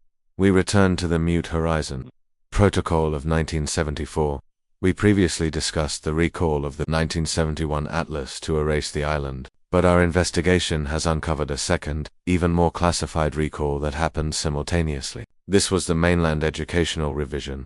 While the atlases were being burned, textbooks across the United States were being modified to reflect a new urban history. They didn't just remove the island, they fixed the history of several major American cities. We found a list of cities that were targeted: Philadelphia, Boston, St. Louis, and San Francisco. In each city, a major geographic inconsistency was corrected. In Philadelphia, a whole neighborhood that had burned down in a classified industrial accident in 1972 was replaced in the history books with a park that was supposedly built in 1950. The government didn't want the public to remember the accident, so they used geographic gaslighting to erase the fire and replace it with a peaceful green space. The textbooks were the narrative anchor that ensured the next generation would never even know the fire happened. This is how history becomes a circle. The state makes a mistake, they use the slow soil to erase the mistake, and then they use the schools to ensure the memory of the mistake dies with the previous generation. By 1990, there was no one left in Philadelphia who remembered the fire. The park was just a park. The history was integrated. The gaslighting was a total success. But even the architect of deletion cannot erase everything. In the sublevels of the archive, we have found the residue files, records of physical objects that refused to be integrated. These are the glitches. In the physical world, there is a report from a construction crew in Boston who, while digging a foundation for a new skyscraper, found a perfectly preserved 1970s sedan buried 20 feet underground. The car was sitting in a layer of slow soil that matched the composition of St. Sybil, according to the city records. That lot had been an empty field for 100 years. But the car was there. It was a piece of unerased reality that had been flipped during a geographic replacement. These artifacts are the archival nightmares of the state. They represent the failure of the mute horizon.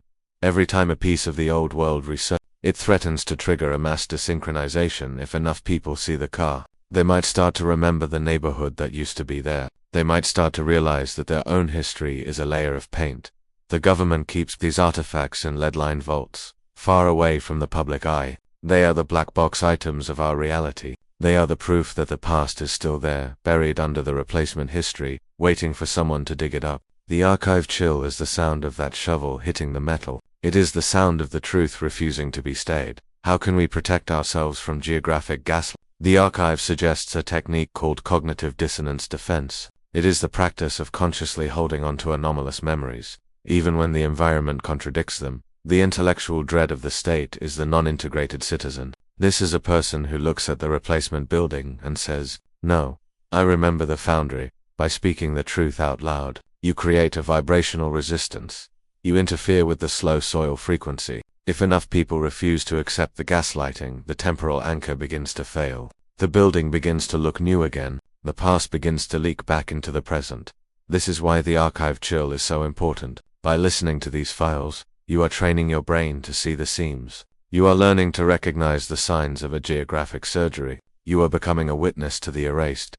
The state wants you to be a consumer of their history. We want you to be a curator of your own. Reflection is the ultimate weapon. As you move toward sleep, think about the places you have lost. Think about the buildings that appeared overnight. Hold on to the memories that don't fit the map. Those memories are the only thing that is truly yours. They are the only part of you that hasn't been integrated. They are the hidden truth that the architect of deletion couldn't find. We sit here in the archive, looking at the maps of a world that is constantly being redrawn, and we realize that the urban void is growing. More and more of our cities are becoming synthetic. More and more of our history is being replaced by clean geography. There is a quiet dread in the realization that we may already be the last generation to remember the unedited world. The children born today will never know a world that wasn't gaslit. They will accept the replacement buildings as ancient. They will accept the synthetic heroes as real. They will be perfectly integrated. The Archive Chill Collective has found a final encrypted memo from 2023. It describes a plan to expand the mute horizon to the entire global map. They want to create a single reality where everyone remembers the same history, everyone sees the same geography, and everyone follows the same narrative. It is the end of diversity. It is the end of the human story. It is the ultimate victory of the architect. But as long as one file remains, the victory is incomplete. As long as one person listens to the heartbeat in the soil, the island is still there. As long as one person remembers the foundry, the city is still real. The archive is a sanctuary for the unintegrated. It is the last place on earth where the truth is allowed to be messy.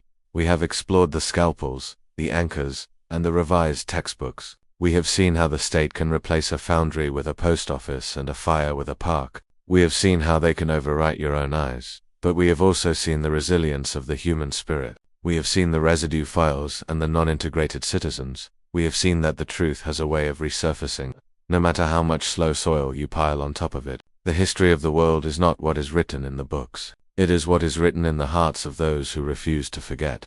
The 1970 Atlas was the first thread. Geographic gaslighting is the tapestry. But the tapestry is starting to fray at the edges. The frequencies are breaking. The Mandela effect is getting louder. The world is waking up to the fact that they have been gaslit for 50 years. The investigation into geographic gaslighting is complete. But the story of the architect is reaching its peak. Because while Dr. Aris Thorne was replacing our history, he was also writing a final, personal message, a message that he hid inside the very geography he was editing. That we have seen the man, the maps, the soil, and the edited cities. We have seen the clinical erasure of a world and the synthetic replacement of a reality. But we have not yet seen the final accounting of the architect himself. In the sub-basement of a replacement building, in the heart of Washington, D.C., a building that officially has stood there since 1890, but was actually anchored in 1982, we found a lead-lined box. Inside that box was not a map or a soil sample. It was a single, handwritten letter. The letter is addressed to the last witness. It is a confession, written in the architect's own hand, revealing the true reason why the island had to be erased and why our history had to be replaced. It is a final piece of the puzzle. the hidden truth that explains everything we have seen. To understand why your own memory is a battlefield, we must look at the final thoughts of the man who held the eraser. The investigation leads us now to the most emotional, most devastating part of the archive, the final letter, a voice from the island of nowhere. The file is waiting. The light is fading. Do not close the drawer. In the cold, analytical history of the United States, we are taught that every action of the state is recorded, filed, and eventually made public. But inside the most restricted sublevels of the National Archives, there exists a single file that defies every rule of bureaucratic transparency. This is the hidden truth of the final letter. While the maps were being erased and the census was being encrypted into a digital void, one document remained physical, a handwritten testament from the heart of a non-existent place. It is the only surviving record of the human cost behind the anomaly of St. Sybil. The researchers who found this document didn't find it in a vault, but in the foundation of a replacement building in Washington, D.C., a structure that officially shouldn't have a basement. The letter was not written by a victim, but by the architect himself, Dr. Aris Thorne. It is a confession of a man who realized that by deleting the island, he was deleting the only part of the world that was truly alive. It contains the classified details of the final night, the erased voices of the residents, and a warning to the future that suggests the island isn't gonna knit just waiting for someone to read the ink. The file was stamped never open, yet we begin tonight. The only sound in this restricted archival quadrant is the quiet, rhythmic hum of the server racks, a low-frequency pulse that mirrors the resting heart rate of a world that has forgotten its own secrets. The air is cold, exactly 62 degrees, and carries the faint, sterile scent of ozone and the dry, metallic temps of chilled steel. The file for the final letter sits on the steel table, its cardboard cover cold to the touch, and the white ink of the classification stamps seems to shimmer under the dim green glow of the vault. In the stillness, the quiet dread of the past feels heavier than the steel shelves, a realization that the ink on this page is the only thing standing between us and total oblivion. To understand the realism of this document, the Tier 1 researcher must first understand where it was found. In 2022, during a structural repair of a classified federal facility in the heart of Washington, D.C., construction crews broke through a layer of reinforced concrete that didn't appear on any blueprint. Inside a small, lined line cavity within the foundation, they found a single box. It wasn't made of steel, but of a dark, heavy wood that smelled faintly of salt and cedar. Inside was the letter. It was written on USGS letterhead from 1974, but the paper had been altered. The fibers were infused with the same silicon-based fungus found in the slow soil of St. Sybil. The paper wasn't just a medium for information, it was a biological artifact. The intellectual curiosity of the archival team was immediately triggered by the state of the ink. Most documents from 1974 show signs of fading, but the ink on this letter was as vibrant and wet as the day it was written. Analysis revealed that the slow soil within the paper was maintaining the ink in a state of permanent stasis. The words were literally suspended in time, waiting for the seal to be broken. This is the ultimate proof of geographic gaslighting. The state didn't just hide the truth, they buried it in the very buildings they used to replace our history. As you read the words, a sense of quiet dread begins to settle. The letter is addressed to the last witness. It is not a formal report. It is a raw, emotional account of the final hours before the Mute Horizon Protocol reached its climax. It is the voice of Dr. Aris Thorne, a man who had spent 40 years building a cage for the truth, only to realize that he had locked himself inside with it.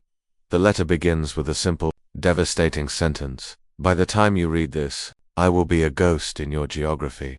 Thorne writes about the night of October 12, 1974, sitting in his office at Sybil Harbor while the evacuation trucks rumbled in the distance. He describes the feeling of the island as the temporal anchor was being activated. He writes about the graying of the senses, how the vibrant greens of the Aleutian moss were turning into a dull, ashen void as the frequency shifted. He was witnessing the death of a reality, but he wasn't just watching the island die. He was watching the people lose their names. He describes the residents of the harbor as they were loaded into the trucks, their eyes already glazed with the placeholder vacantness that would define their lives in the Midwestern safe zones. Thorne's academic reflection in the letter is a study in intellectual despair. He confesses that the biological anomaly was never a threat to national security. It was a threat to national authority. If the world knew that time was flexible, that a human could live a century in a day, the entire structure of the modern state would collapse. The government didn't erase St. Sybil to protect the people. They erased it to protect the clock. They couldn't allow a place where the rules of the world didn't apply. There is a profound reflection here on the nature of the eraser. Thorne writes, "I have become the man who kills the light." He realized that his life's work, the creation of the mute horizon, was an act of cosmic vandalism. He had taken a piece of the infinite and turned it into a classified secret. The dread in his handwriting is palpable, the ink becoming thicker and more erratic as he describes the final glimpse he had of the lighthouse before the fog of the deletion. Protocol swallowed the harbor. As the letter progresses, Thorne mentions a name that we have only seen in the most encrypted subfiles, Subject 0. He writes about the man who lived 100 years in 24 hours, the man who refused to leave the island. Thorne describes his last conversation with Subject 0. He walked into the concrete house where the man sat, frozen in his chair. Thorne writes, "I looked into his eyes and I didn't see a teacher. I saw a library." Subject 0 had become the living memory of the island, a biological archive that the state could never fully delete. Thorne confesses that he didn't try to move him, he didn't try to save him, he simply sat with him in the silence, listening to the heartbeat of the soil. This is the emotional peak of the archive. The architect and the subject, sitting together in a world that was being pulled apart by the bureaucracy. Thorne writes that in those final moments, he realized that he wasn't the one in control. The island was the one erasing the world. It was pulling itself out of the human timeline because it no longer recognized us. The anomaly wasn't a mistake. It was a choice.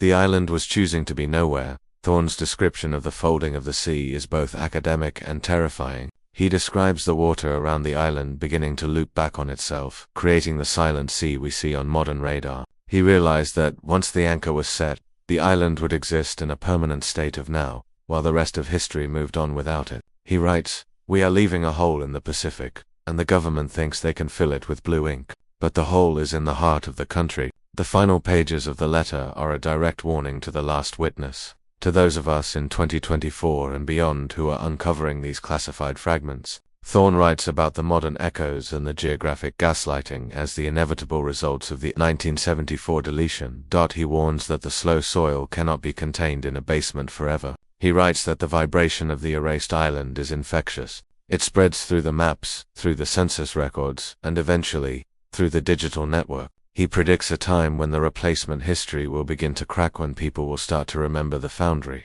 the lighthouse, and the island. This is the Mandela effect that we see today, the residual memory noise that the state is struggling to dampen. Thorne confesses that he hid this letter in the foundation of the DC building because he knew that the building itself would eventually fail. He knew that the temporal anchor would degrade and the truth would resurface. He writes, "I am placing this in the stone so that when the stone screams, someone will be there to hear the reason." He wanted a record to survive that wasn't filtered by the architects of deletion. He wanted a voice that was still wet with the salt of St. Sybil. The analytical mind reflects on the bravery of this act. Thorne was a man who had everything to lose: his career, his identity, his very existence. By writing this letter, he was committing an act of archival treason. He was ensuring that the mute horizon would never be a total success. He was leaving a back door open in the reality he had built. He ends the section with a reflection on the ink. "The ink is made of the soil. It will never dry. It will never forget. It is the only part of me that is still honest."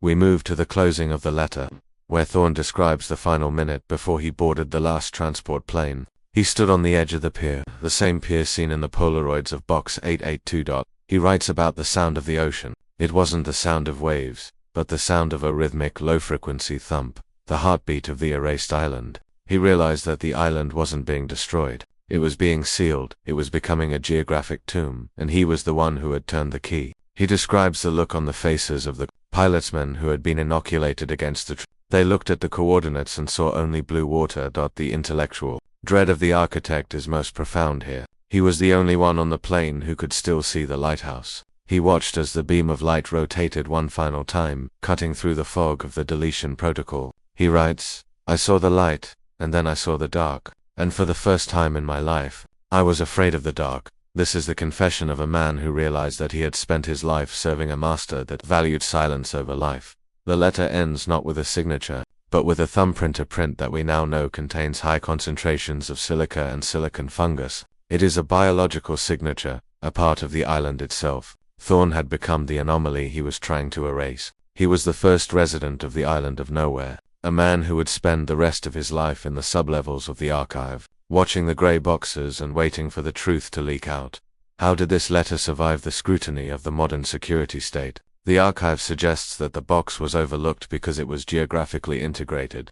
It was vibrating at the same frequency as the Foundation, making it invisible to the standard sonar and X-ray sweeps used by the Federal Protective Service, that it was only found because the Foundation itself began to desynchronize. The slow soil in the concrete had begun to degrade, causing the building to tilt by a fraction of a millimeter. When the workers opened the cavity, they didn't see a box. They saw a void. It was only when they reached into the void that they felt the cold wood of the cedar chest. The reflection here is on the permanence of Thorne's intent. He had designed the box to be found only when the lie was starting to fail. The discovery of the final letter is the signal that the mute horizon is nearing its end. The replacement history is becoming too heavy for the Foundation to hold. The geography is trying to correct itself. The Archive Chill Collective has analyzed the ink on the letter. We found that the words are still active. If you look at the letter through a high-spectrum ultraviolet light, you can see layered data beneath the handwriting. Thorne had encrypted a second message into the very chemical structure of the Inca, message that contains the names of every person who was erased in 1974. The letter isn't just a confession, it's a census of the uncounted. It is the restoration of the 400 souls. As we sit in the archive, looking at the scanned images of the final letter, we realize that we are listening to a voice from a place that doesn't exist. St. Sybil is gone from the maps, but it is alive in these words. Thorne's voice is calm, academic, yet filled with a quiet, unnerving dread. He speaks as if he is already dead, as if his existence is merely a residual record. This is the effect of the slow soil on the human soul. It turns you into an archive. It turns your life into a file. The Tier 1 audience will appreciate the intellectual depth of Thorne's philosophy. He argues that the truth is not a collection of facts, but a collection of vibrations. If you change the frequency, you change the truth. The government didn't lie to us. They changed our frequency. They made us high-frequency citizens so that we could no longer perceive the low-frequency reality of the island.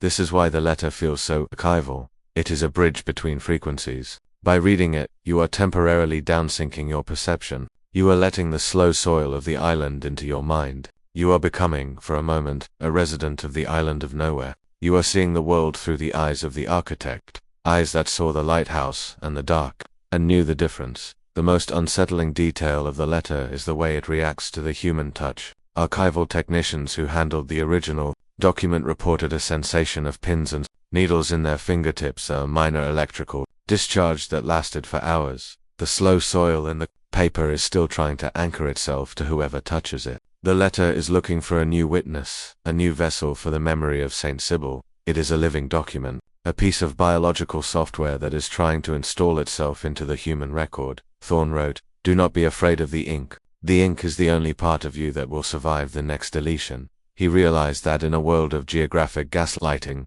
the only thing that is permanent is the record, not the building, not the mountain, and not the person. Only the file. The archive is the only true reality. The reflection here is a cold, clinical one. We are all becoming files. Our data is being stored in the Midwestern safe zones. Our memories are being edited by the Department of the Interior, and our history is being redrawn by the architects of deletion. The final letter is our user manual for the void. It is the guide on how to survive the erasure of your own life. We come at last to the final paragraph of the Thorne confession. The handwriting becomes remarkably steady, almost beautiful, as if he has finally found peace with the silence. He writes, "I am looking at the horizon now. The trucks are gone. The planes are gone. The men in grey suits have completed their work. The island is empty, but it is not quiet. I can hear the heartbeat of the soil, and it is louder than the world I am leaving behind. I am not going to Nebraska. I am going into the ground. I am becoming the mountain that is no longer on the map." This is the ultimate archive chill. The realization that Aris Thorne didn't just hide the secret. He became the secret. He is the island. He is the ground. He is the anomaly that we have been tracking through the files. Every time we look at the empty blue water on the radar, we are looking at Aris Thorne. Every time we hear the sonar scream, we are hearing his voice. He ends the letter with a single, unredacted coordinate, not for St. Sybil, but for the location of the next discovery. He writes, "If you want to find me, look in the silence between the heartbeats. Look in the gaps of the map. Look in the archive." Then the ink stops. No signature. Just the thumbprint of a man who turned himself into stone. In 2023. The Archive Chill Collective subjected the Thorne letter to a series of high-precision spectral analyses. We wanted to see what was hidden in the active layers of the ink dark. We found a series of audio imprints, the sound of the room as Thorne was writing. We could hear the rhythmic thump of the island's pulse. We could hear the wind howling through the Aleutian peaks. But most importantly, we could hear a whisper. The whisper was not Thorne's. It was the voice of a woman, Sarah Vance, resident 204.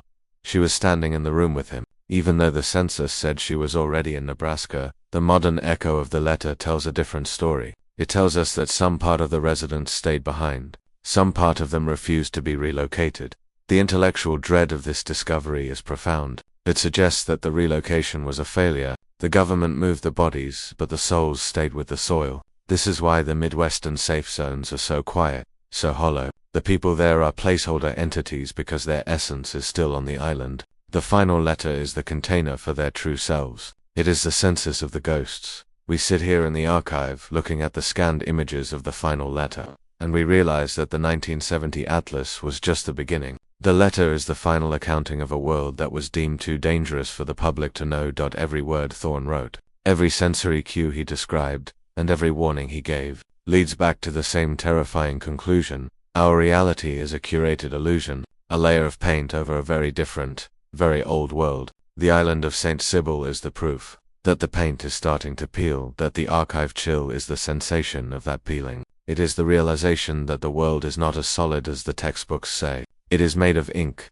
and ink can be bleached. It is made of maps, and maps can be redrawn. It is made of memories, and memories can be replaced. The final letter is the only thing that is truly permanent. It is the temporal anchor for the human story. By listening to this narration, you are helping to keep that anchor secure. You are becoming a witness to the witness. You are ensuring that the voice from the island of nowhere is not lost in the static of the digital age. That as the night grows deeper and the archive grows colder, we perform a final accounting of the Thorne confession. We have seen the man, the maps, the soil, and now the letter. We have pieced together the geography of the forgotten.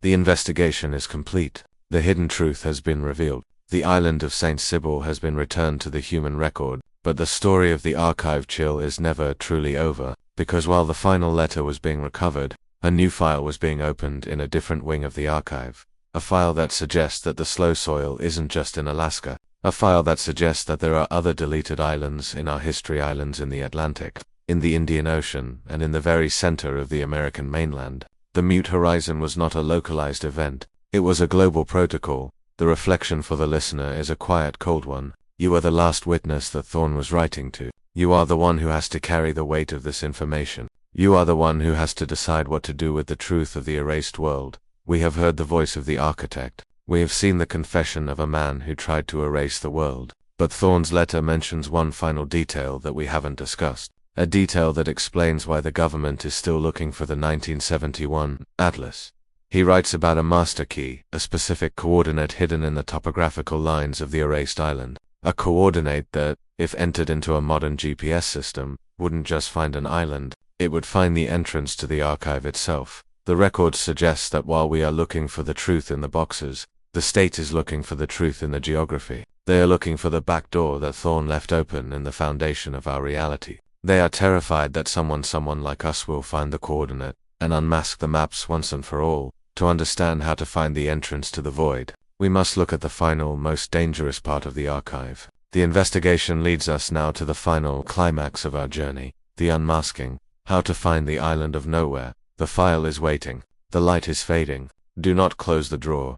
We are raised to believe that the world is a finished product, a fully mapped and documented sphere where every mountain and valley has been claimed by a satellite lens. But in the deep, classified sub-layers of the National Geospatial Intelligence Agency, there is an encrypted warning that has circulated among professional mapmakers for over 50 years. This is the hidden truth that keeps the world's elite cartographers in a state of silent terror. It is not just that islands like St. Sibyl have been erased. It is the realization that the map you use to find your way home is a curated masterpiece of geographic omission. The file on phantom omissions reveals a chilling anomaly. Certain towns, roads, and landmasses across the American mainland are being systematically removed from the digital record, not because they are gone, but because they have been reclassified as non. These are the black zones of our own geography, places where the GPS signal flatlines and the paper map shows only a forest or a field, despite the physical buildings standing right in front of you. Every cartographer who has tried to document these blind spots has seen their work confiscated and their records purged. The government isn't just hiding the North Pacific, they are hiding the cracks in our own neighborhoods. They are testing how much of our reality we are willing to lose before we start asking what else is missing. The file was stamped never open. Yet we begin tonight. The only sound in this restricted wing of the archive is the quiet, rhythmic hum of the server racks.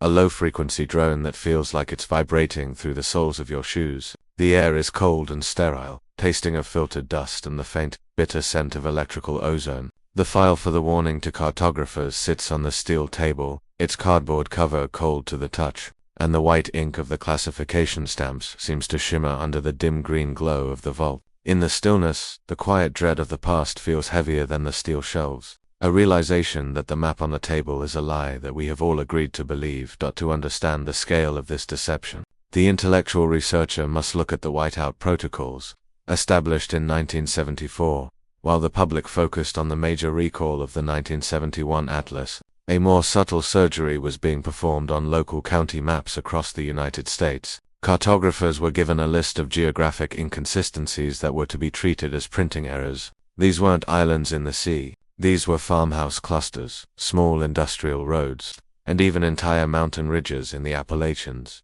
The analytical mind reflects on the purpose of such a granular erasure. If you remove 100 square miles of forest, people notice, but if you remove a single road that leads to a windowless concrete facility, the world simply forgets the facility exists. The cartographers were the primary witnesses to this gaslighting. They were the ones who saw the physical landscape with their own eyes and were then forced to draw a void over it. Consider the 1979 confession of a senior draftsperson at Rand McNally. He described a process he called the bleaching. He was ordered to take high-resolution, aerial photographs of a suburb in Ohio and harmonize them with the official state records. In the photos, there was a large geometric structure in the center of a park. In the records, there was only a duck pond. He was told to draw the pond. He was told the structure was a lens flare or a chemical ghost.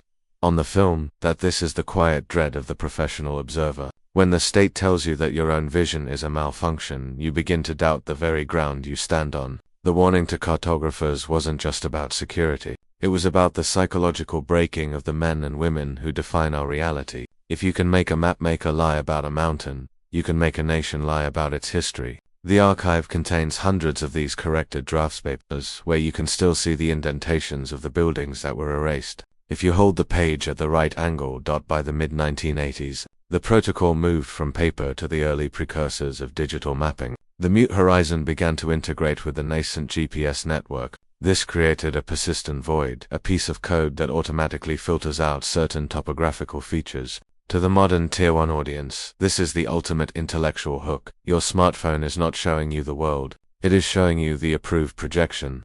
There are reports from modern surveyors in the Pacific Northwest who find geographic discrepancies that match the 1970s archives. They find a fence line that follows a curve not present on any satellite map. They find a bridge that crosses a river that officially dried up 40 years ago. These are the archival nightmares, the places where the physical world refuses to comply with the digital erasure.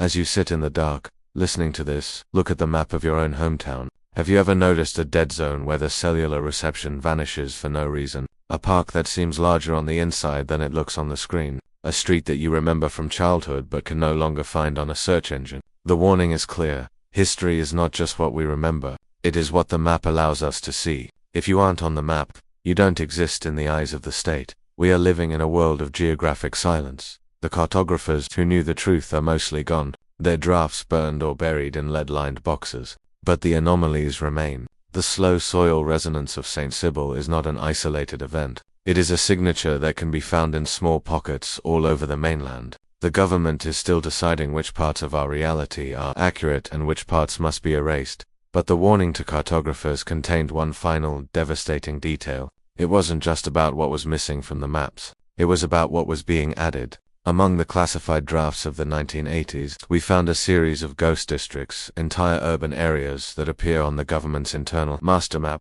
but have no physical location in our reality. These are the synthetic cities, places that exist in the record, but not in the world. The investigation leads us now to the final, most unsettling question of the archive. If the state can make a mountain disappear, can they make a city appear? And more importantly, who is living there? We are moving now to the final revelation, the conclusion. What else have they erased? We have spent hours navigating the classified corridors of the National Archives, tracing the erased history of an island that officially never existed. We have decoded encrypted census records and analyzed the hidden truth of the slow soil anomaly. But tonight, the investigation moves from the paper to the physical world. The file on St. Sybil concludes with a mission that the state thought was impossible, a modern return to the coordinates of the silent sea. Our collective research team chartered a vessel equipped with the very analog equipment Dr. Aris Thorne warned would be our only weapon against geographic gas. What we found at the center of the North Pacific was not empty water, but a catastrophic anomaly in the fabric of the horizon.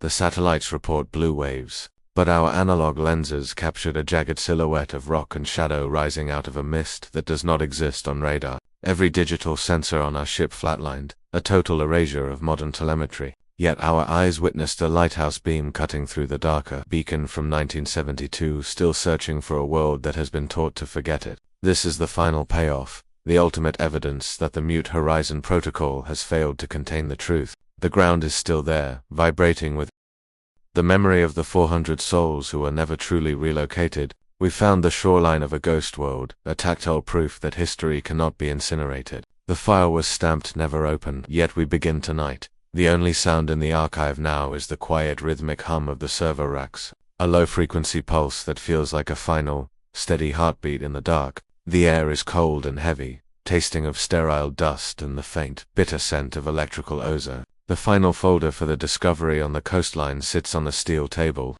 its cardboard cover cold to the touch, and the ink of the classification stamps has faded into a ghostly gray, as if the secrets themselves are finally letting go of the page. In the dim green light of the vault, the stillness is absolute, a quiet dread that suggests we are no longer just reading the archive, but becoming a part of its permanent record. To reach the coordinates of St. Sybil is to perform a ritual of technological regression. As our vessel crossed the threshold into the silent sea, the GPS dot on our screen didn't just flicker, it vanished into a sea of gray static. This is the digital veil that the state has maintained since 1974. But as the digital world died, the analog world came alive. Our vintage 1970s sonar, untethered from the global network, began to return a solid floor at exactly 40 fathoms. The intellectual curiosity of our team was replaced by a profound, quiet dread as the fog began to lift. In the distance, we saw the needle-like lighthouse from box 882. It didn't look like a ruin. It looked like it was being maintained by a hand we couldn't see. The light didn't rotate with the mechanical jerk of a modern beacon. It flowed with the rhythmic, hypnotic pulse of the slow soil frequency. We were looking at a piece of the 1970s that had been perfectly preserved in a temporal bubble, a geographic fossil that refused to decay.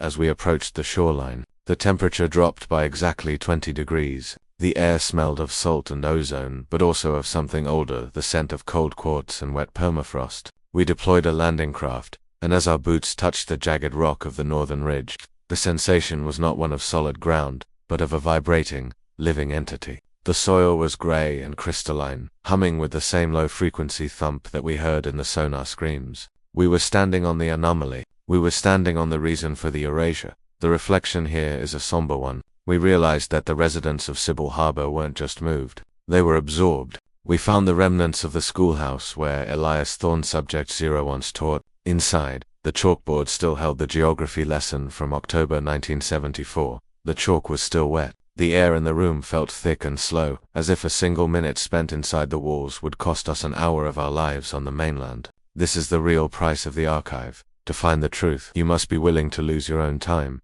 The analytical mind reflects on the scale of the state's failure. They redrew the maps, they burned the books, and they relocated the people to Midwestern safe zones. But they couldn't move the frequency. The modern echoes we see today are the island trying to resynchronize with a world that has moved too fast. St. Sybil is not a ghost. It is an anchor. It is the only place left on Earth where history is still happening, where the 1970 atlas is still the objective truth, and where the ink never dries. As we left the coastline, we looked back and saw the silhouette of a man standing on the pier. He didn't wave. He didn't speak. He simply watched us depart. a shadow in a grey suit that looked remarkably like the personnel photo of Aris Thorne. The architect is still there, guarding his museum of the erased. He is waiting for the next generation of witnesses to find the coordinates. He is waiting for you. For those who have followed this deep dive into the archive, the conclusion is a personal one. The maps on your screen are a layer of paint. The history in your books is a curated dream.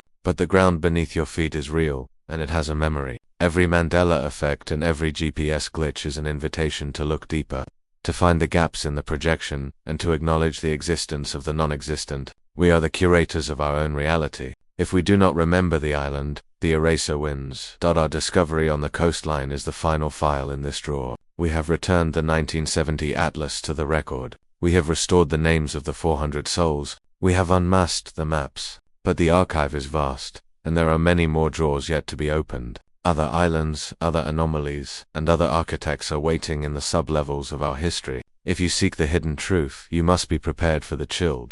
If you found value in this deep archive dive, if you felt the vibration of the erased island, then we invite you to stay with us. Join the collective, subscribe to the archive chill, and ensure that no more history is deleted in silence. We are the last line of defense against the mute horizon. The lights in the vault are dimming now. The monitors have gone dark. The steel shelves are silent. We have done our accounting, and the math finally matches the truth. The island is found. The story is complete. Sleep now. The file is closed.